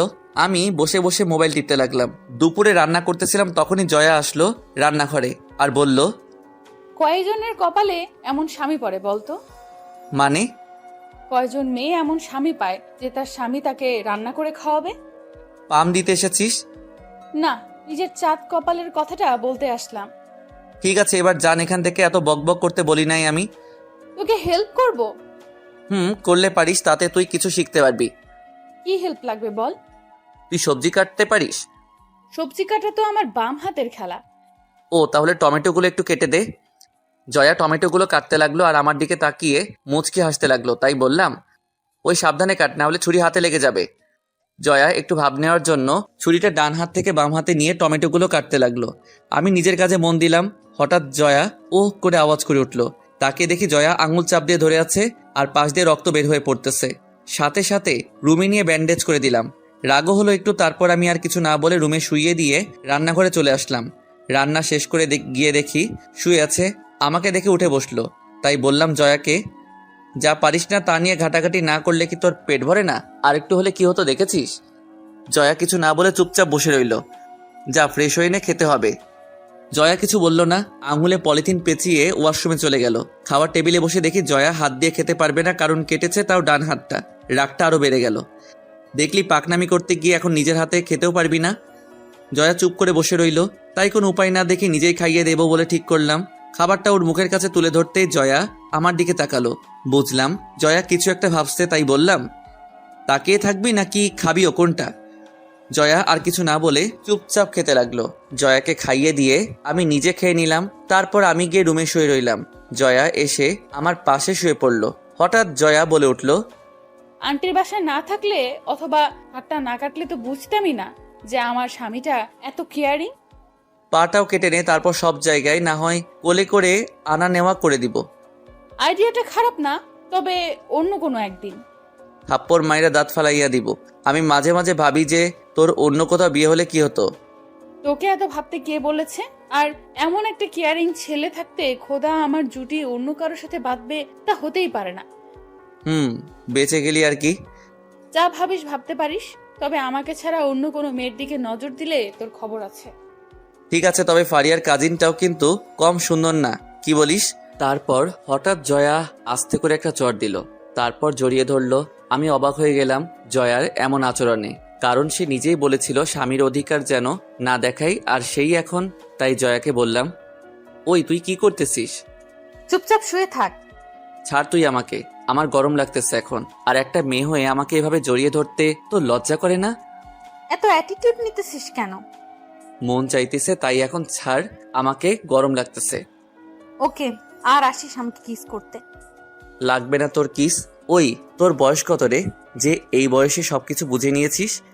তোর থেকে বড় আমি, তাই আজ থেকে সম্মান দিয়ে কথা বলবি। রাখ, তোর অ্যাটিটিউড বের করব আমি। কেন, প্রথম দিনে তুই অ্যাটিটিউড নিয়ে কি বলেছিলি তা মনে নেই? প্রতিশোধ নিচ্ছিস? হুম। আচ্ছা, তখন তো ছোট ছিলাম তাই বলেছিলাম, আর তার উপর আবার এখানে এসে সবকিছু কেমন উলট পালট হয়ে গিয়েছিল তাই। তুই বিয়ের দিন রাতে ছোট ছিলি, তার মানে এখন বড় হয়ে গেছিস? না, মানে এখন তো বুঝতে শিখেছি সবকিছু, তাই বললাম। আর ভাবিস না আমার খারাপ কোনো নিয়ত আছে। তো কাছে আসছিস কেন? এমনি মন চাইতেছিল তাই, আর আমি তোর মতো খারাপ না। মন চাইতেছিল নাকি সুন্দর ছেলে দেখে জড়িয়ে ধরার চান্স নিতে চাইতেছিলি? তোকে জড়িয়ে ধরতে চাইলে আবার চান্স খোঁজা লাগবে নাকি? তুই তো পুরোটাই আমার। আমাকে ঠকিয়েছিস তুই, না হলে আমার কলেজে কত সুন্দর সুন্দর মেয়ে ছিল, আজ আমি তাদের হয়ে যেতাম। ও হ্যালো, তখন থেকে যে এত বকবক করতেছিস, তা আমি তোর থেকে কম কোন দিয়ে? তার উপরে আবার বয়সও বড়। তো নিজেকে আসমানে ওঠানো বন্ধ কর। আর হাজারো ছেলে আমার পেছনে পেছনে ঘুরতো, আমি পাত্তা দেই না বলে। আর তুই তো নিজেই দেখেছিস। এখন ঘুমা, আমি একটু বাইরে যাব, ফিরতে ফিরতে রাত হবে। কেন, কি করবি বাহিরে গিয়ে? নিশাদদের সাথে দেখা করে আসবো, আর কিছুক্ষণ আড্ডা মেরে আসবো। আমি বাসায় একা থাকবো নাকি? তো কি করবি? আমিও তোর সাথে যাব। আমার একা থাকতে ভালো লাগে না। তাহলে আর যাবই না বাইরে। আর তুই আম্মু আসলে তোকে নিয়ে যাব, এই কয়েকদিন বাসাতেই থাকি। এই তো ভালো কথা বলছিস। এখন ঘুমা, রাতে রান্না গরম করলেই হয়ে যাবে। তারপর আরামে ঘুমিয়ে গেলাম। রাতে খাওয়া দাওয়া করে দুজন গল্প করে ঘুমিয়ে গেলাম। এভাবে চলে গেল দিনগুলো। আম্মু আব্বু দুজনে চলে আসলো বাসায়। তবে এই কয়েকদিনে জয়াকে নিজের হাতে খাইয়ে দিয়েছি, তার উপর আবার ঝগড়া। সব মিলিয়ে ভালোভাবে কেটে গেল দিনগুলো। আম্মু এসে জয়ার হাত কাটা দেখে জয়াকে কতগুলো বকা দিল, আর তার চেয়ে বেশি আমাকে কথা শোনালো। আমি থাকতে কিভাবে হলো এটা, আরো নানা রকম কথা। যাক, অবশেষে নিজের রান্না করে খাওয়ার দিনটা শেষ হলো। পরশু রেজাল্ট দিবে, তারপর আবার বিজি হয়ে যাব ভার্সিটি নিয়ে। বিকেলে নিশা তার ফারিয়ার সাথে কথা বলে চলে আসলাম। আজকে ফারিয়ার বার্থডে, তাই রাতে ওদের এখানে পার্টি আছে। ফারিয়া বলে দিয়েছে জয়াকে সাথে না নিয়ে গেলে আমাকে নাকি পার্টিতে ঢুকতে দেওয়া হবে না। ভাবলাম এখানে এসে বাহিরে বের হই নাই এখনো, তাই আজকে সারা সন্ধ্যা জয়াকে নিয়ে ঘুরে তারপর পার্টিতে আসবো। তারপর বাসায় চলে আসলাম। বাসায় আসতে দেখি মন খারাপ করে বসে আছে, তাই জিজ্ঞাসা করলাম, কি রে, মন খারাপ করে বসে আছিস কেন? রেজাল্ট যেন কি হয় কে জানে। সারা বছর পড়া ফাঁকি দিয়ে এখন রেজাল্ট নিয়ে চিন্তা করছিস? তোরে বলছে। আচ্ছা চল, আজকে তোকে নিয়ে বাহির থেকে ঘুরে আসি। না, আজকে ভালো লাগতেছে না। চল ঘুরে আসি, মনটা ভালো হয়ে যাব। না রে। বেশি বকবক না করে রেডি হয়ে নে, তাড়াতাড়ি বেরোতে হবে। আমি আর কিছু না বলে ওয়াশরুমে গিয়ে ফ্রেশ হয়ে নিলাম। জয়াকেও কিছুক্ষণের মাঝে রেডি হয়ে নিতে বললাম। জয়া রেডি হওয়ার পর দুজন বেরিয়ে আসলাম বাসার নিচে। আচ্ছা, ঘুরতে কি গাড়িতে যাবি নাকি রিক্সায়? চল রিক্সায় ঘুরে আসি। ওকে, আয়। তারপর একটা রিক্সা নিয়ে ঘুরতে লাগলাম। হঠাৎ জয়া ফুচকার দোকান থেকে থামাতে বলল। মহারানী নাকি ফুচকা খাবে, সে ফুচকা খেতে লাগলো। আমি পাশে দাঁড়িয়ে দেখতে লাগলাম ফুচকার দোকানে জ্বলতে থাকা আলোয় জয়ার মুখটা আরো মায়াবী হয়ে উঠেছে। নিজের ভিতরে কেমন রোমান্টিকতা কাজ করতে লাগলো, তাই অপলক চোখে তাকিয়ে আছি তার দিকে। হঠাৎ জয়া বলে উঠল, ওই কি হয়েছে তোর, এভাবে তাকিয়ে আছিস কেন? না এমনি। আচ্ছা একটা কথা বলিস, শোন। বল। রাস্তায় নিজের বউয়ের দিকে কেউ এভাবে তাকিয়ে থাকে? বোকা কোথাকার। জয়ার কথা শুনে লজ্জা পেয়ে গেলাম, তাই কিছু না বলে মুখ ঘুরিয়ে নিলাম। তারপর জয়াকে নিয়ে একটা পার্কে গেলাম, সেখানে কিছুক্ষণ বসে রইলাম। তারপর জয়াকে বললাম, চল আজকে এক জায়গা থেকে ঘুরে আসি। কোথায় যাবি? গেলেই দেখতে পাবি। তারপর জয়াকে নিয়ে সোজা পার্টিতে যাওয়ার জন্য ফারিয়াদের বাসার সামনে এসে নামলাম। তখনই জয়া বলে উঠল, কিরে, এখানে নিয়ে আসলে কেন? ভিতরে গেলেই দেখতে পাবি। তোর নিয়ত খারাপ নেই তো? মানে কি বলতে চাইতেছিস তুই? আমি অনেক ফিল্মে দেখেছি যে সুন্দরী মেয়েদের ভুলিয়ে ভালিয়ে বন্ধুদের বাসায় নিয়ে তারপর থাপ্পড় খাওয়ার শখ হয়েছে তোর? চুপ করে আয়। এমন কিছু করার চেষ্টা করলে আমি আন্টিকে সব বলে দেব। আচ্ছা, আয়, কি করব সেটা পরে দেখব। তারপর জয়াকে নিয়ে বাসার ভেতরে যেতে লাগলাম। তখনই হঠাৎ প্রিয়া সামনে পড়ল, তাই বললাম, হাই, কি অবস্থা? ভালো। হাই জয়া আপু। হাই। আপনার ভেতরে আসেন। ভিতরে যেতে লাগলাম, আর জয়ার দিকে তাকিয়ে দেখি জয়া কিছুটা অবাক আর মুখে চিন্তার ছাপ নিয়ে আসতেছে। ভিতরে গিয়ে দেখি আরো বেশ কিছু মেহমান এসেছে, তাই প্রিয়া আমাদের একটা জায়গায় দাঁড় করিয়ে বলল, আপনার এখানে দাঁড়ান, আমি আপুকে কি বলছি। ওকে। প্রিয়া চলে যেতেই জয়া বলে উঠল, কিরে, এই মেয়েটা এখানে কি করতেছে? আর তুই আমাকে কোথায় নিয়ে এসেছিস? আমার এক্স গার্লফ্রেন্ডের আজকে জন্মদিন, তাই ভাবলাম তোকে নিয়ে যাই। কই, তুই তো কোনো সময় বলিস নাই আমাকে। এটা বলার কি আছে, আর এসব নিয়ে এত মাথা ঘামাচ্ছিস কেন? আমি ছাড়া তোর আর কয়টা গার্লফ্রেন্ড আছে বলতো? মানুষ কি গণনা করে প্রেম করে নাকি? আচ্ছা, যার জন্মদিন সে যদি তোর এক্স গার্লফ্রেন্ড হয়, তাহলে এই মেয়েটা এখানে আসলো কোথা থেকে? এটা তো তার কাজিন। কি? তার মানে তুই তুই যে এত খারাপ তা আমি জানতাম না। আগে না জেনেই তো ভুল করেছিস। রাখ, আজকে আন্টিকে গিয়ে যদি আমি সব বলে তোকে বাসা থেকে না বের করেছি তাহলে আমার নামও জয়া না। ওকে দেখবো কি করতে পারিস। জয়া আর কিছু না বলে চুপচাপ মন খারাপ করে বসে রইল। জয়ার এমন ফেস দেখে আমার হাসিতে ভিতরটা ফেটে যাচ্ছে। তখনই প্রিয়া এসে বলল, আপনাদের উপর আপু রেগে আছে, এত দেরি করে আসে। আর আপু বলেছে তার রুমে যেতে, বাকি দুইজনও ওইখানে আছে। ওকে। প্রিয়া চলে গেল। জয়া এখনো আগের মতোই মন খারাপ করে বসে আছে। তাই জয়াকে বললাম, জয়া আয় দেখা করে আসি। তুই যা, আমি যাব না, আমি এখানেই ঠিক আছি। ওকে, কিন্তু কেউ যদি ড্রিঙ্ক করে এসে তোকে তুলে নিয়ে যায় তখন আবার আমার দোষ দিবি না। বলেই যখন চলে আসতে যাব তখনই জয়াও আমার পিছন পিছন আসতে লাগলো। তাই বললাম, কি হলো, আমার পিছন পিছন আসতে লাগলি কেন? আমিও দেখব তোর সেই বিশ্ব সুন্দরী এক্স গার্লফ্রেন্ডকে। ওকে আয়। তারপর জয়াকে নিয়ে ফারিয়ার রুমে গিয়ে ঢুকলাম। ফারিয়ার রুমে সিয়াম আর নিশা তো বসে আছে। তারপর ফারিয়াকে উইশ করলাম। জয়ার দিকে তাকিয়ে দেখি আমার দিকে রাগী লোক নিয়ে তাকিয়ে আছে। আমি ইশারায় জিজ্ঞেস করলাম কি হয়েছে। জয়া কিছু না বলে নিজের নখ দিয়ে জোরে আমাকে একটা চিমটি কাটলো। ব্যথায় আমি কুকিয়ে উঠলাম। তখনই ফারিয়া বলে উঠলো, কিরে, কি হয়েছে রাস? এমন করলি কেন? একটা মশা কামড় দিয়েছে। ও তাই নাকি? তার সাইজ কত বড় হবে? মশাটা দেখতে একেবারে তোর সমান তো হবেই। তোরে বলছে। রাজ, তুই চুপ কর আর জয়াকে জ্বালাস না। এখন শোন, বিয়ার খাবি কেউ? এখন না, পার্টি শেষে। ওকে। তারপর পার্টি শুরু হয়ে গেল। সবকিছু শেষ করতে করতে রাত প্রায় 3টা বেজে যায়। তারপর জয়াকে নিয়ে বাসায় চলে আসি। রাস্তায় জয়া একটা কথাও বলেনি, শুধু চুপ করে বসেছিল। বাসায় এসে ফ্রেশ হয়ে বসতে দেখি জয়া এসে আমার সামনে দাঁড়িয়েছে। তাই জিজ্ঞাসা করলাম, কিছু বলবি? ফারিয়াদের বাসায় ওই মেয়েটা কেন গিয়েছিল? ফারিয়ার কাজিন প্রিয়া। ও, তার মানে তুই আমার সাথে নাটক করেছিলি এতদিন, তাও আবার এমন একটা বিষয় নিয়ে। তুই নিজেও তো করেছিস এতদিন, আর আমি একটু করলেই দোষ? কার দোষ এটা দেখে লাভ নেই। আজ থেকে তুই আর আমার সাথে কথা বলবি না। ওকে। জয়াও আর কিছু না বলে লাইট অফ করে পাশে শুয়ে পড়লো। আমি মনে মনে হাসতে লাগলাম জয়ার কথা শুনে। মেয়েটা অল্পতেই রেগে যায়, আর রাগলে যে জয়াকে অনেক কিউট লাগে তা সে নিজেই জানে না। তখনই হঠাৎ করে মনে পড়ে গেল জয়া রাগলে যে 2-3 দিন কথা বলে না, সেই কথাটা। যেই করে হোক এখনই ওর রাগ ভাঙাতে হবে, না হলে সকাল থেকে আর দেখাই পাবো না। তাই কোনো কিছু না বলে আস্তে করে পিছন থেকে জয়াকে জড়িয়ে ধরলাম। জয়া ছুটার চেষ্টা করতে লাগলো, আমিও ছাড়ার পাত্র না। অনেকক্ষণ চেষ্টা করার পর না পেরে অবশেষে বলে উঠল, ছাড় আমাকে। তুই কথা বলতে না করে এখন নিজেই আগে কথা বললি। তোকে ছাড়তে বলছি, ছাড়। ছাড়বো না, আর আমি তো আমার বউকে জড়িয়ে ধরেছি। তো তুই মানুষ ভালো না, তোর সাথে কথা নাই আমার। তুই শুধু আমাকে কষ্ট দিস।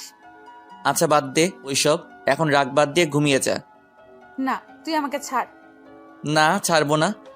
তবে খেয়াল করলাম জয়া এখন আর নিজেকে ছাড়ানোর চেষ্টা করতেছে না। আস্তে আস্তে নিজেকে গুটিয়ে আমার সাথে জড়িয়ে যাচ্ছে। মুখে মুখে বলতেছে ছেড়ে দিতে, আর মনে মনে অন্য কিছু। আমিও কম কিসে। এসব ভাবতে ভাবতে জয়া আবার বলল, ছাড় আমাকে। ওকে, যেমনটা তোর ইচ্ছা। বলেই জয়াকে ছেড়ে দিলাম আর ভাবতে লাগলাম এখনই হয়তো গালে থাপ্পড় অথবা বুকে কিল পড়া শুরু হবে। ভাবতে না ভাবতেই বুকে কিল পড়া শুরু হয়ে গেল। তাই ভাব নিয়ে জিজ্ঞাসা করলাম, কি হলো, মারতেছিস কেন? তুই আমাকে ছেড়ে দিলি কেন? তুই নিজেই তো বলতেছিলি ছাড়তে, তাই ছেড়ে দিয়েছি। বললেই ছেড়ে দিবি? কিছুক্ষণ ধরে রাখতে পারলি না? লে, এটা তো অন্যায় হচ্ছে আমার সাথে। চুপ শয়তান। বলেই জয়া মারার গতিটা আরেকটু বাড়িয়ে দিল। অবশেষে উপায় না পেয়ে আবার জড়িয়ে ধরলাম। জয়াও এবার চুপ হয়ে গেল আর নিজেকে আমার আয়ত্তে নিয়ে আসলো। নিজেকে ঘিরে ফেললো আমাকে দিয়ে। এভাবে দুজন চুপচাপ অনেকক্ষণ শুয়ে রইলাম। কিছুক্ষণ পর জয়া আমার চুলে হাত বুলিয়ে দিয়ে বলে উঠল, রাজ, তোকে একটা কথা বলি। বল। রাজ, তোকে জড়িয়ে ধরতে দিয়েছি বলে তুই এবার ফায়দা উঠাবি না প্লিজ।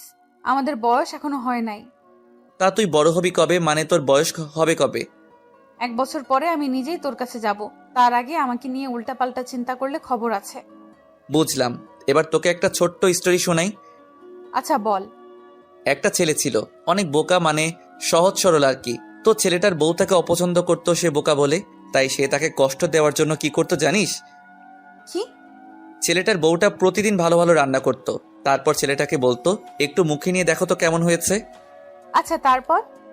তারপর আর কি, একটু খেয়ে দেখার পর মেয়েটা ছেলেটাকে রুমে পাঠিয়ে দিত, বলতো এগুলো নাকি খাওয়ার বয়স ছেলেটার হয় নাই এখনো। মেয়েটা তো খুব খারাপ। বলতে গিয়েও থেমে গেল জয়া। জয়া কিছুক্ষণ ভেবে আবার বলে উঠল, ওই তুই কি আমাকে এতগুলো কথা বললি?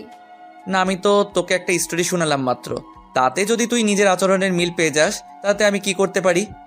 চুপ শয়তান, ঘুমা এখন, বেশি বকবক না করে।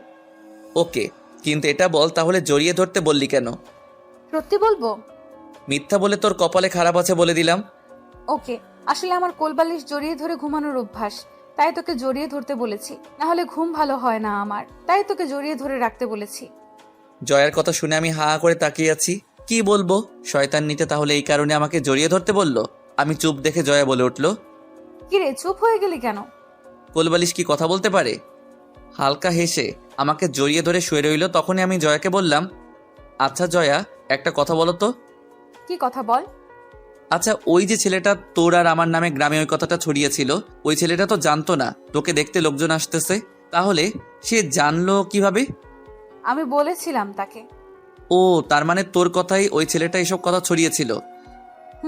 কারণ ওরা যখন বলেছে আগামী 1 সপ্তাহে আবার এসে এঙ্গেজমেন্ট করে যাবে, তখনই মাথায় প্ল্যান আসে, আর ফয়সালকে ফোন দিয়ে বলি হেল্প করতে, আর ফয়সালও রাজি হয়ে যায়। জয়ার কথা শুনে আমি থ হয়ে ভাবতে থাকি, মেয়েটার মাথায় যে এত বুদ্ধি তা কেউ দেখলে বলতেই পারবে না। আমাকে চুপ দেখে জয়া বলে উঠল, কিরে চুপ করে গেলি কেন? কিছু না, ঘুমা তুই, আমার ঘুম পেয়ে গেছে।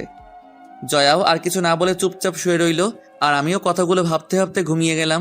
2 দিন পর আমাদের রেজাল্ট বাহির হয়। সিয়াম, নিশাত, ফারিয়া সহ সবাই রেজাল্ট ভালো করলাম, আর আমাদের সবার থেকে ভালো রেজাল্ট হলো জয়ার। 2 দিন পর রাতে সবাইকে আমাদের বাসায় আসতে বলে দিলাম। সন্ধ্যায় সবাই বাসায় চলে আসলো, সবাই খাওয়া দাওয়া করবো একসাথে। রাতে আব্বু আম্মু সহ সবাই খেতে বসলো, নিশাত সহ সবাই এখানেই উপস্থিত। রাজ, কি ঠিক করলি? তুই কোথায় ভর্তি হবি? সবাই এক ভার্সিটিতেই ভর্তি হব। তাহলে জয়াকেও তোদের সাথে ভর্তি করে দিব। কি বলো, জয়া আমাদের সাথে ভর্তি হয়ে কি করবে? জয়াকে অন্য কোথাও ভর্তি করাও। কেন? দেখ মেয়েটা একা একা কিভাবে চলাফেরা করবে, আর শহরেও তো মেয়েটা নতুন। আন্টি তো ঠিকই বলেছে, জয়া কেন অন্য কোথাও ভর্তি হবে? আর এমনিতেও তোদের সাথে ঝগড়া করে পেরে উঠি না, জয়া থাকলে আমার দল ভারী হবে। আন্টি, জয়া আমাদের সাথেই ভর্তি হবে, আপনি চিন্তা করিয়েন না। আমিও সহমত। ওকে, সবাই রাজি থাকলে আমার কোনো অসুবিধা নেই। জয়া কিছু না বলে চুপচাপ খেতে লাগলো, আর আমার পায়ে পা দিয়ে রাখলো টেবিলের নিচে।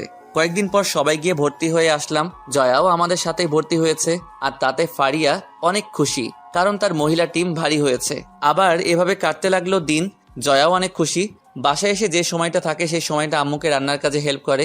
রাতে আমাকে জড়িয়ে ধরে ঘুমানো, সকালে আমার ডাকে ঘুম ভাঙে জয়ার। তারপর আবার সে রেডি হয়ে ভার্সিটি। এইভাবে চলতে লাগলো দিনগুলো। এভাবে সত্যি 1 বছর চলে গেল। ভার্সিটিতে প্রথম সেমিস্টারে পরীক্ষা দেওয়া হয়ে গেলে কয়েকদিন ভার্সিটি বন্ধ পেলাম। বিকেলে ঘুমাচ্ছিলাম, তখনই মাথার চুলগুলোতে কেউ হাত দেওয়ায় ঘুমটা ভেঙে যায়। তাকিয়ে দেখি জয়া বসে বসে চুলে হাত বুলিয়ে দিচ্ছে। তাই আমি জিজ্ঞেস করলাম জয়াকে, কি রে, এখানে বসে আছিস কেন? জয়া কিছু না বলে জড়িয়ে ধরে শুয়ে পড়ল। আমিও কিছু না বলে জয়াকে জড়িয়ে ধরে শুয়ে রইলাম। রাতে খাওয়া দাওয়া শেষ করে কিছুক্ষণ টিভি দেখে রুমে আসলাম। রুমে এসে দেখি জয়া দাঁড়িয়ে আছে নীল রঙের শাড়ি পরে। জয়াকে শাড়ি পরতে দেখে আমি রীতিমতো হতবাক। আমি জয়ার কাছে গেলাম, কি রে আজকে হঠাৎ শাড়ি? এমনি ভালো লাগতেছিল না তাই। জয়ার পুরো শরীরের দিকে তাকিয়ে দেখি পুরো এক নীল পরি আমার সামনে দাঁড়িয়ে। ওর দুধে আলতা গায়ের রঙে নীল শাড়ি, যেন পুরো টাসকি খেয়ে বসে গেলাম। তখন জয়া বলে উঠল, কিরে এইভাবে বসে গেলি কেন? দেখ প্লিজ, শাড়িটা পাল্টে আয় তুই। কেন? না হলে কি করতে কি করে ফেলি তার নিজেও বলতে পারি না। কি করবি শুনি? বলেই জয়া আমার সামনে এসে দাঁড়ালো। আমি ওর নাভির দিকে তাকিয়ে রইলাম। আমি কি ভেবে যেন নজরটা নামিয়ে নিলাম। তখন জয়া বলে উঠল, কিরে তুই নজর নামিয়ে ফেললি কেন? যেখান থেকে নজর নামিয়েছিলি সেখানে তাকা বলছি। এবার আরো অবাক হয়ে জয়ার দিকে তাকালাম। জয়া মুচকি হাসলো। আমি জয়ার কোমর জড়িয়ে ধরলাম। জয়ার পেটে একটা কিস করতেই জয়া কেঁপে উঠল। তারপর জয়া আমার কোলে বসে গেল। আমি বললাম, বিয়ের 1.5 বছর পর বাসরাত করতেছি, এটার ইতিহাস হওয়া দরকার। তো কি হয়েছে, আমাকে বড় হওয়ার জন্য সময় লাগবে না নিয়েছিলাম আমি। ও তাই নাকি? তা আর কিছু বলতে দিল না। বলা শেষ করার আগেই জয়া আমাদের 4 ঠোঁট এক করে দিল। আমি ওর কাণ্ড দেখে হা করে দেখছিলাম জয়াকে। তারপর আর কিছু বলার নেই, আর কিছু বললে বেশি হয়ে যাবে, তাই গল্পটা এখান পর্যন্তই থাক।